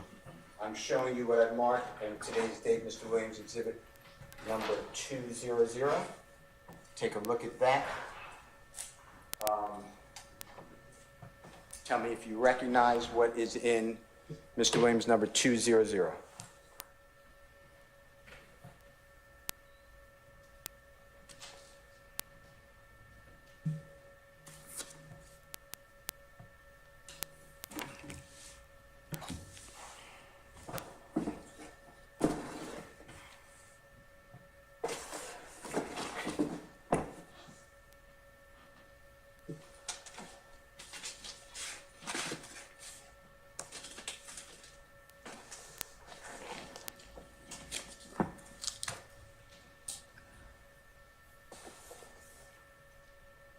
Recognize it? I don't recognize none of it. Okay. Your Honor, I move for the admission of Mr. Williams number 200, a self-authenticating certified copy of the indictment from the Honorable Clerk of Court, Fulton County. Indictment number 11 SC 102083 for purposes of impeachment. Any objection, Ms. Law? No, Your Honor. All right, it's admitted, may be inquired upon as you see fit. Mr. Kokomo, thank you so much. All right, this is Mr. Williams on the screen. It's also in front of you, sir. This is indictment number 11 SC 102083. You see that in the center top part of this page? That's what the paper says, sir. And you see it's State of Georgia versus a gentleman, Mr. Frederick Prethrow, counts 1, 3, 4, 5. You see that?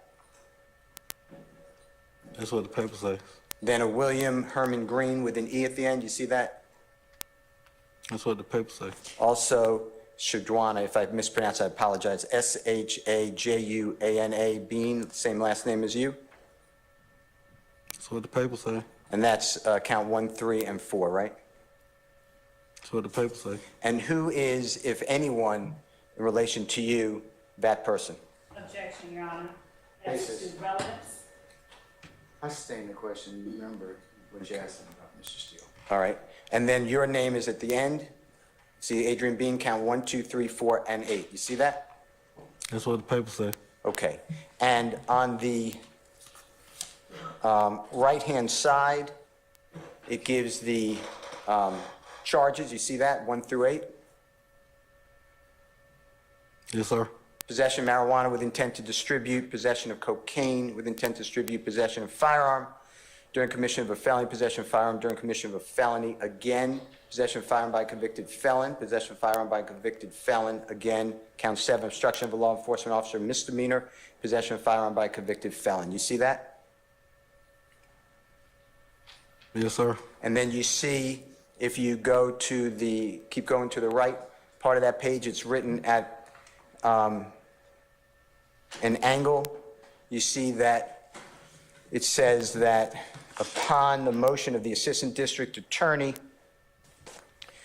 the within indictment is ordered placed on the dead docket, and the surety, meaning bondsperson, is relieved of liability in this case.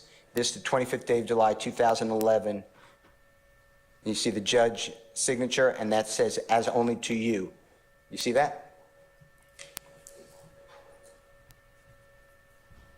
Yes, sir. What the paper says. Okay. And then on the next page,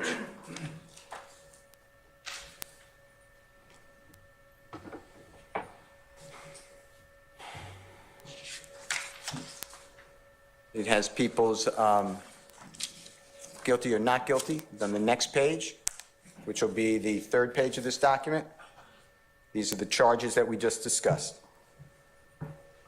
And I'd like to just look at, Your Honor, I would object as to the presentation of the detail within the document, improper impeachment. documents and evidence, and it's a dead docket of pending Mr. case. Steele, same thing. She's objected, it's a valid objection. Remember what you offered it for. It's a dead docket. I'm sustaining the objection. Understood. Then turn to page, please, where it says, at the very bottom, witness list, do you see that? Your Honor, once again, I object to Mr. Steele getting into the specifics that he's I trying to sustain the explain. objection. He's still on the Now, Your Honor, play. I am showing that a witness in this case is Officer Robertson L. I'd like to impeach the witness that he didn't know who that was. Your Honor, that's not what you offered it for, so I'm going to sustain the objection.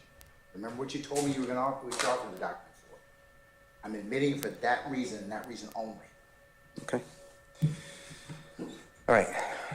Mr. Bean, does this change your testimony in front of the jury that you've never been charged or indicted with Mr. Frederick Prethrow again? Or besides the September 11, 2013 case? The document you show says that, I don't remember. All right. And Mr. Prethrow was a close, dear friend of you in the early 2010, 11, 12, 13 period. True? Your Honor, I object to that compound question. I sustain as to form. You can rephrase, Mr. Steele.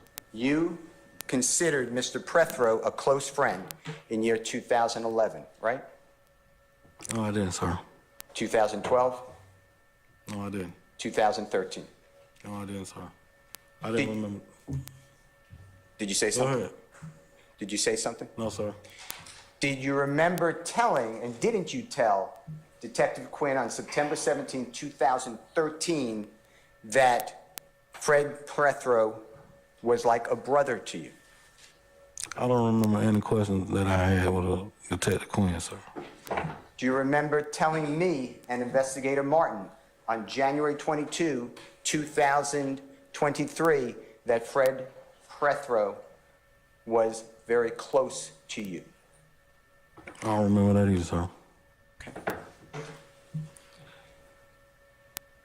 Why did you tell a detective with City of Atlanta Police Department homicide at the hospital before you go to the Fulton County Jail? Your Honor, I on object to basis? that's not in evidence, and I really object to that. This is asking a witness about something that isn't in evidence and will not.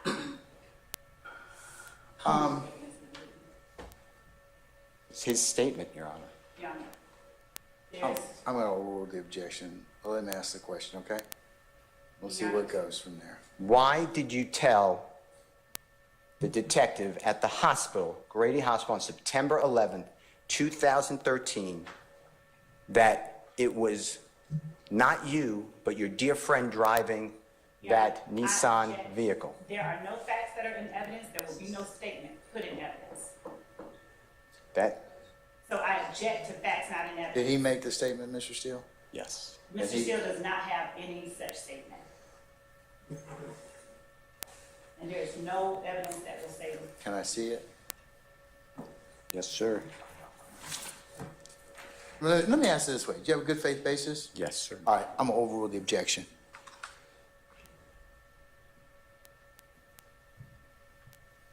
Do you remember at time of 44 minutes, 56 seconds on September 11th, 2000, that's wrong. That's wrong. I apologize.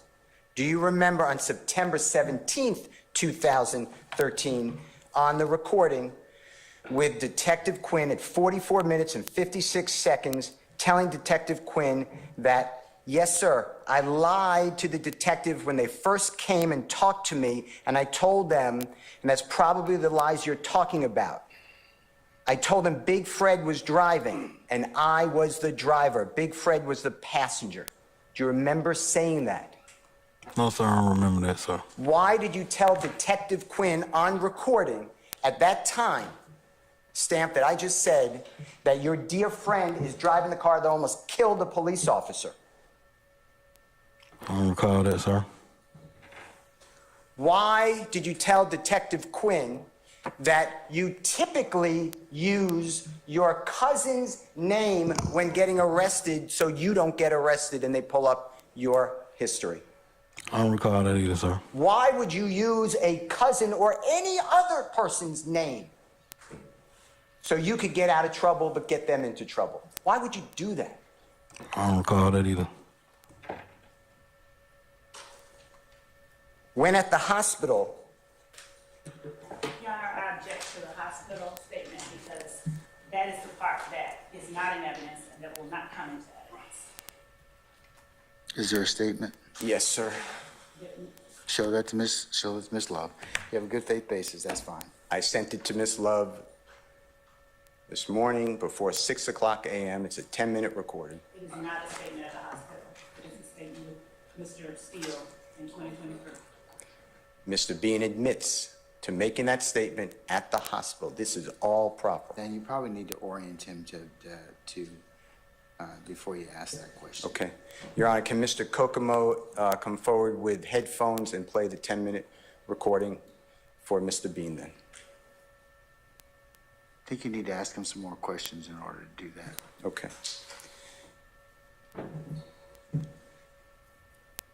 Do you remember having the ability to make a phone call or phone calls from the hospital from non-recorded lines to your wife, Courtney Bean? I object to facts not in evidence. There is, Your Honor. I sustain the objection. Why don't you lay a little more foundation, sir?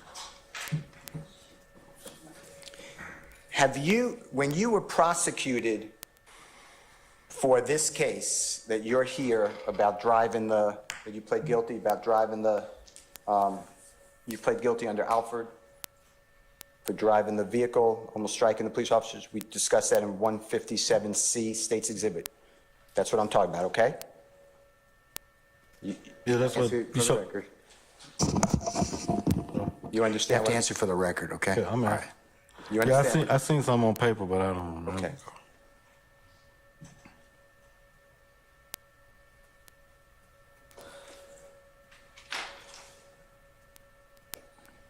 On that case, before going to Fulton County Jail, you went to Grady Hospital. Remember telling me that? And Jimmy Martin Jr. on recording? I don't remember any conversation we had, Mr. Steele. And it's me. I'm confident it's not you, so I apologize, but I can't hear you. I know you said you can't remember, but then there were other words. Can you repeat What what was you your name? Mr. Steele, right? Yeah. Yeah, that's what I said. What did you say, though? I don't remember any conversation that me and you even had, sir. Okay. Okay.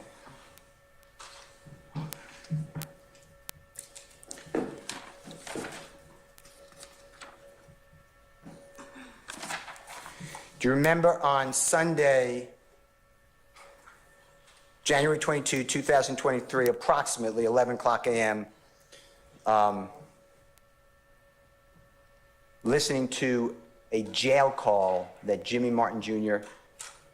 played for you in my presence at the Kroger restaurant near your, Kroger grocery store near your home?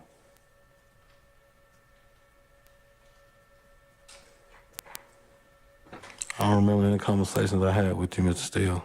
Do you remember at that Kroger restaurant, Kroger grocery store near your home on the same date? You're all going to be the same date. Sunday, January 22, 2023, approximately 11 a.m. Jimmy Martin Jr. and I introduced ourselves to you, and I made it known that I represent Mr. Jeffrey Williams, performer known as Young Thug, in this pending case. Do you remember that? I don't remember any conversation we had, sir. Do you remember being asked your telephone number by Investigator Martin and giving him a number? I'm not going to say it except for the last four numbers, 0730. Do you remember that? No, sir. Do you remember being asked by Investigator Martin your date of birth and giving it as June 22 of 1979 and stating that you're 42 years of age? No, sir. I'm Do you- 44, sir. Well, today you're 44. How old were you on January 22, 2023? I was 43 then, I wasn't 42.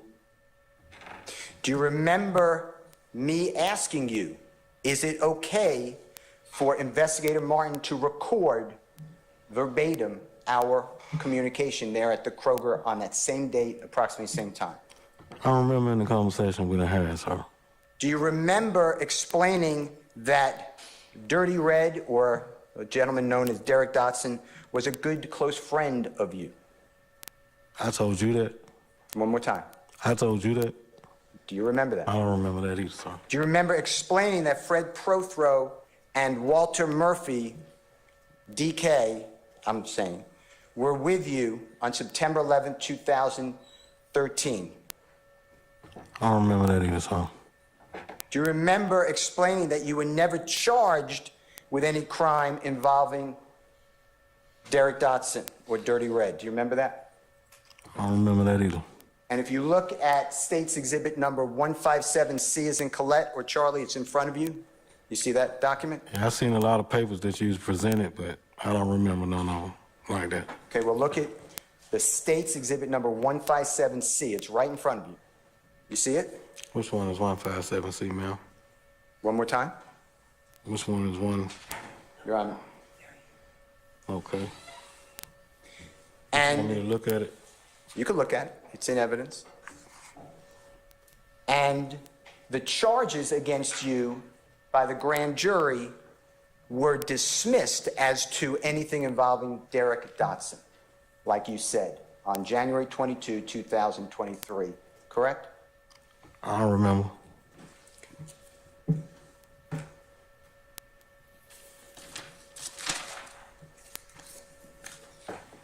Do you remember explaining, when talking about that entire incident involving Derek Dotson, Fred Prothro, Walter Murphy, driving, careening into the side of the laundromat, that Jeffrey Williams, or Young Thug, or Thug, was not involved in any way? I don't remember the conversation, sir. Do you remember then explaining that they, meaning the detectives, tried to force Jeffrey Williams or Young Thug into it? Remember saying that?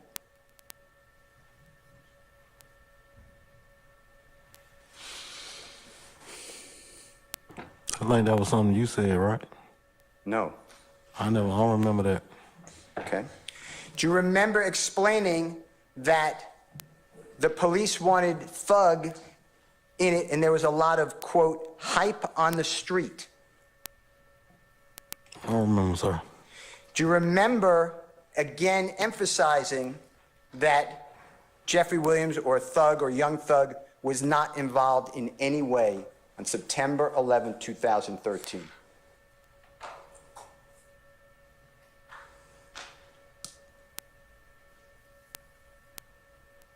I don't remember the conversation, sir. Do you remember me referring to that jail recording between you and your wife made from the Fulton County Jail? And I asked you, what did it mean when you said, quote, they gave us a story to tell? Remember that? No, sir. Do you remember explaining that what you were referring to is that at the hospital, the police were telling us to lie, put Young Thug in on it, or face a lot of time in prison? Remember saying that? I don't remember the conversation. Do you remember explaining that you were the driver of that 2004 Nissan Altima vehicle, red vehicle, on September 11, 2013? I don't recall. But explaining that the police wanted you to make Young Thug the driver. You remember that? I don't remember, sir.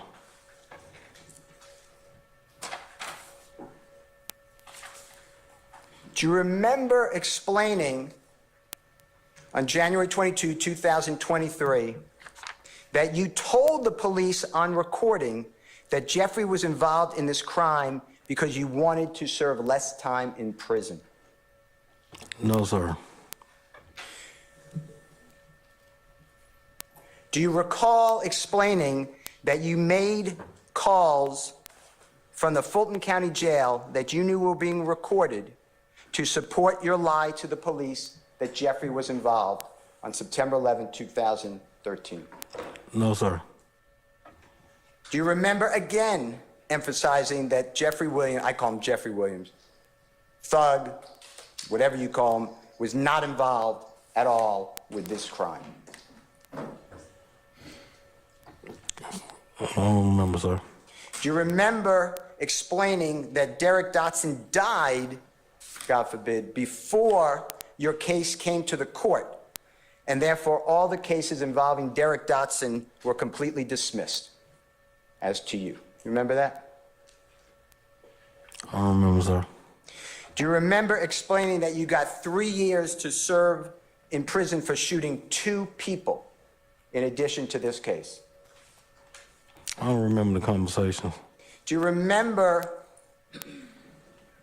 explaining that you are not involved with any criminal street gang and that September 11, 2013 was not criminal street gang activity? Remember that? Your Honor. Basis. Assuming facts not in evidence, and good faith basis. That's what he said on recording.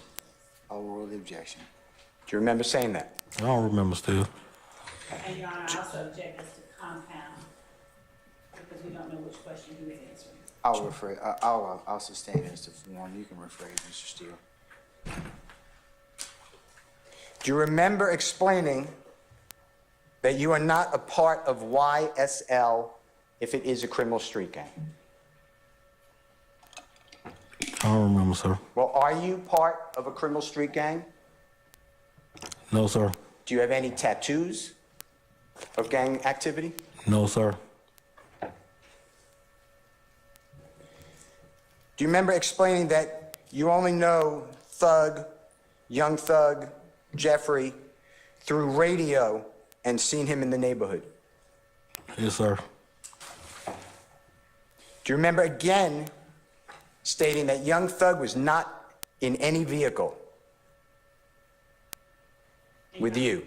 Your Honor, I ask that the witness be oriented as to when and. So what's the objection? The objection is to form the question. All right, I'll sustain the objection. You can rephrase, sir. Do you remember explaining again on January 22, 2023, on recording to Investigator Martin and myself at the Kroger's near your home that Young Thug was not in any vehicle on September 11, 2013 with you?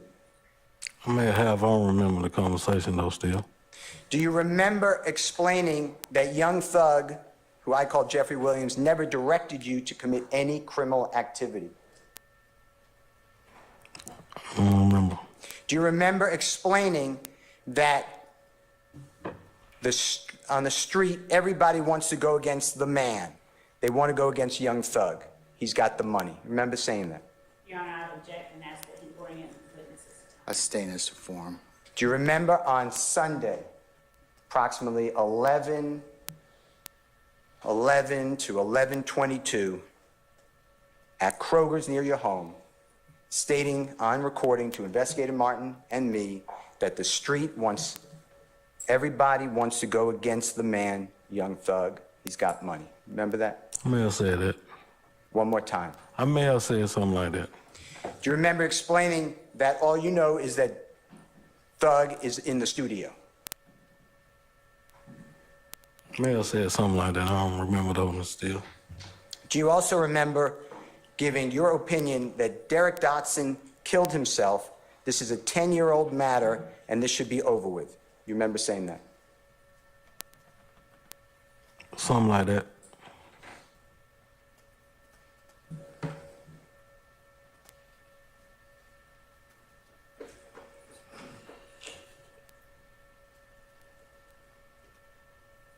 When you were prosecuted for what's in State's Exhibit number 157C as in Colette or Charlie, when that case was prosecuted, you received what's called a sharing of information or discovery You and your lawyer from the state of Georgia. Remember that? Never received one, sir. Okay. Do you know whether your lawyer received one? Objection is speculation. If you know.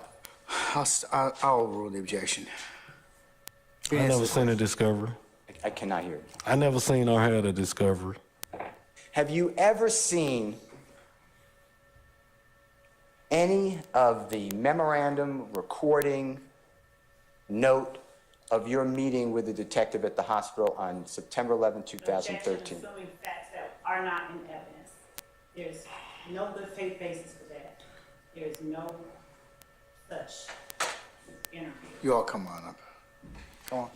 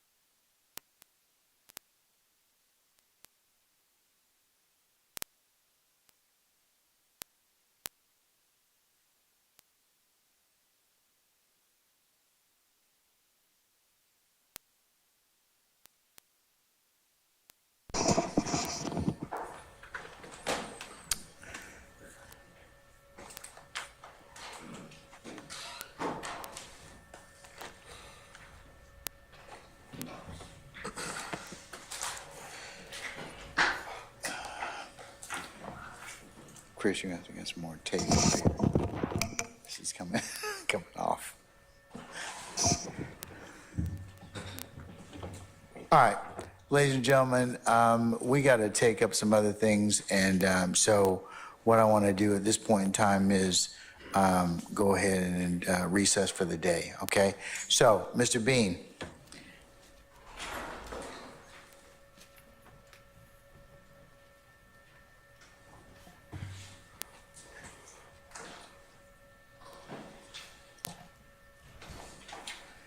I need you to be here for 10 o'clock on Wednesday, March the 13th.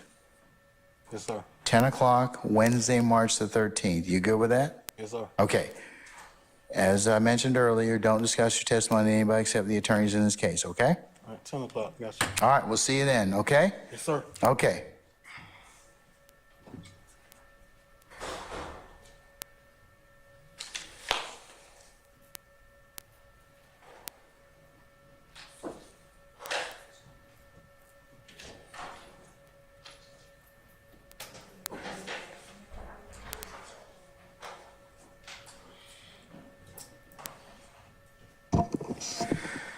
Okay.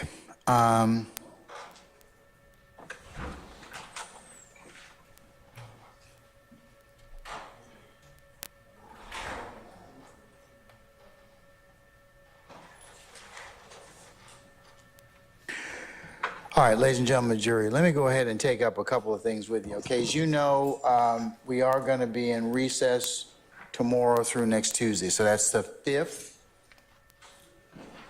through the 12th. So we good for that? Yes. Okay, now, I've shared with counsel that I'm in receipt of some correspondence from you about that you've taken an unscientific poll amongst yourselves, not in violation of the court's admonitions, but to ask about spring break and parentage and other things. Is that right? Don't be bashful now. Come on now. I got paper, okay? So have a good faith basis asking you this, all right? So is that your desire between the 1st and the 5th of April to be down? I think a majority of you wish for that to occur? Yes. Okay, all right. I've talked with our lawyers, and I think that would be appropriate, okay? So, I wanted to address it to you now because I know you all want to plan, all right? But don't ask me for nothing else, okay? Nothing. Okay, all right, as long as we're good with that, okay? No, I'll do it, and I think it's appropriate for you all to be able to spend that time with your for those of you that have school-age children and the like. So we will be taking up other matters during that particular period of time, okay? Yes. Fair enough? All right. There's another person that sent me a note talking about the 20th of March. Don't identify yourself, okay? But I feel on pretty good authority that particular morning, you will be able to make that appointment that you need to make. But I've told all of you, please make your appointments on, I think I give you enough time so that we don't have any, kind of discrepancies with this, as much as we can do it, okay? So try as much as you can. I mean, I know life happens and we'll flex on that, and we appreciate that, but to the extent that you can make your appointments or on the other days it will be kind of down or have administrative time, please go ahead and do so, okay? So, In recent, a couple of us have been getting some pushback, even though you have been giving us notice. Pushback from who? The doctor's office. Some of them are booking out, like 8 weeks out. I understand that, and we'll work with you, okay? I understand that. I'm giving you a hard time, but, but to the extent, that you can, please do so. But we'll do whatever we can with that, okay? But if you can, what I'd rather you do, if you do have an appointment, make it first thing in the morning or as late as you can in the afternoon, so we can go ahead and take some. I can release you early or have you come in late, okay? So to the extent you can, I mean, as I tell people all the time, life happens and then you do your various vocation. So we'll do what we can for that, all right? Okay? All right. So Do I have any other ministerial inquiries of me at this point in time? Now that I've addressed the spring break and other appointments, and we'll just, like I said, we'll deal with them as best we can, okay? All right, anybody else have any other inquiry, question? You sure? All right, okay. All right, ladies and gentlemen,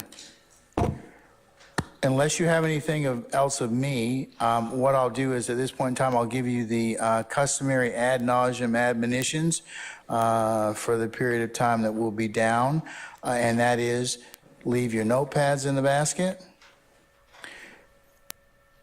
Go ahead and take a juror sticker so you can take one and have one. Please do not discuss anything else that, that you've heard about the case amongst yourselves as you are going, no matter where you're going and who you're with, small groups, ones, twos, at home, at any other place you may find yourselves. It would be a violation for you to do so, okay? The other thing, ladies and gentlemen, is please do not consult any outside sources, books, the internet, or any other reference materials. Do not go by and visit the scene anytime or involving anything that we may have talked about here in open court. And remember, the only thing you can lawfully consider is what's presented to you in the four walls of this courtroom, all right?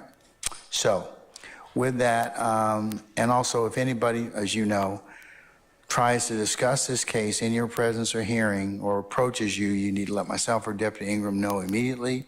And also, please resist the temptation of listening to any news reports, podcasts, or any other third-party sources that may reference or chronicle this trial in any way, because remember, the only things that you can take up or consider are what is presented within this courtroom. So, I know that the temptation is great. Well, let's see what the lawyers and the judge are doing. No, that would be a violation. And remember, I told you that the way, how do we find out about these things? Y'all tell on yourselves. Yeah, you squeal on yourselves, or you squeal on one another. So let's not do that. You all have been really good, so just continue to follow my admonitions, okay? All right. Do you have anything else, ladies and gentlemen, of me? Are we supposed to report at 10 on the 13th as well? Yes, ma'am. At 10 o'clock? Yes, 10 o'clock, for 10 o'clock on the 13th of March. That was the first question. I saw another couple hands go up. Sir? Same question. Anybody else? All right, you sure? Okay, all right. All right, ladies and gentlemen, then we will see you all next Wednesday at 1000 hours, and we'll see where the day leads us at that point in time, okay? All right, we're in recess. All right, ladies and gentlemen?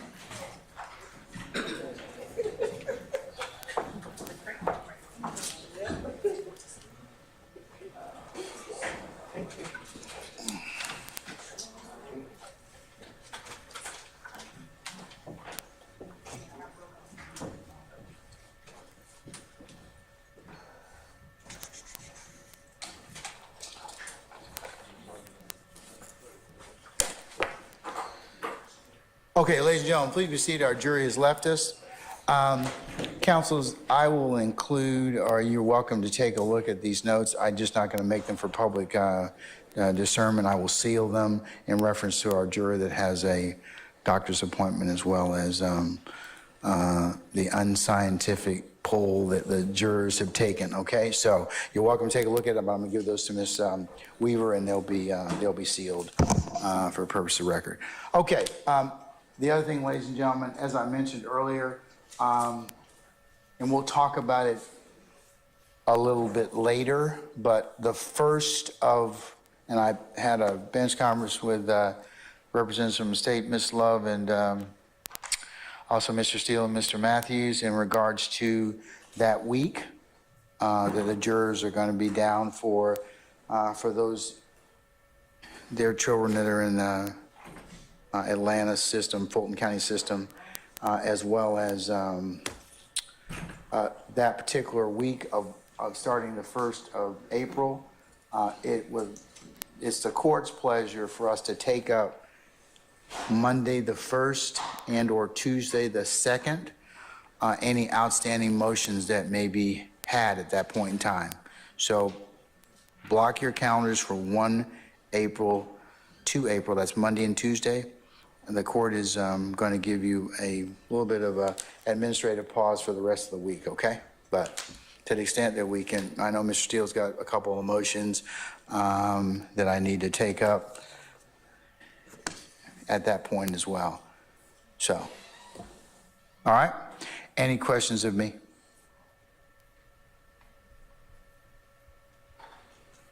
Anyone? All right.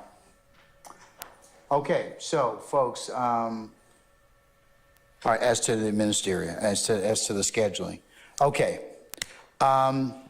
Since our jury has left us and it's advocates and clients and the court, the last thing that we were talking about at the bench was in reference to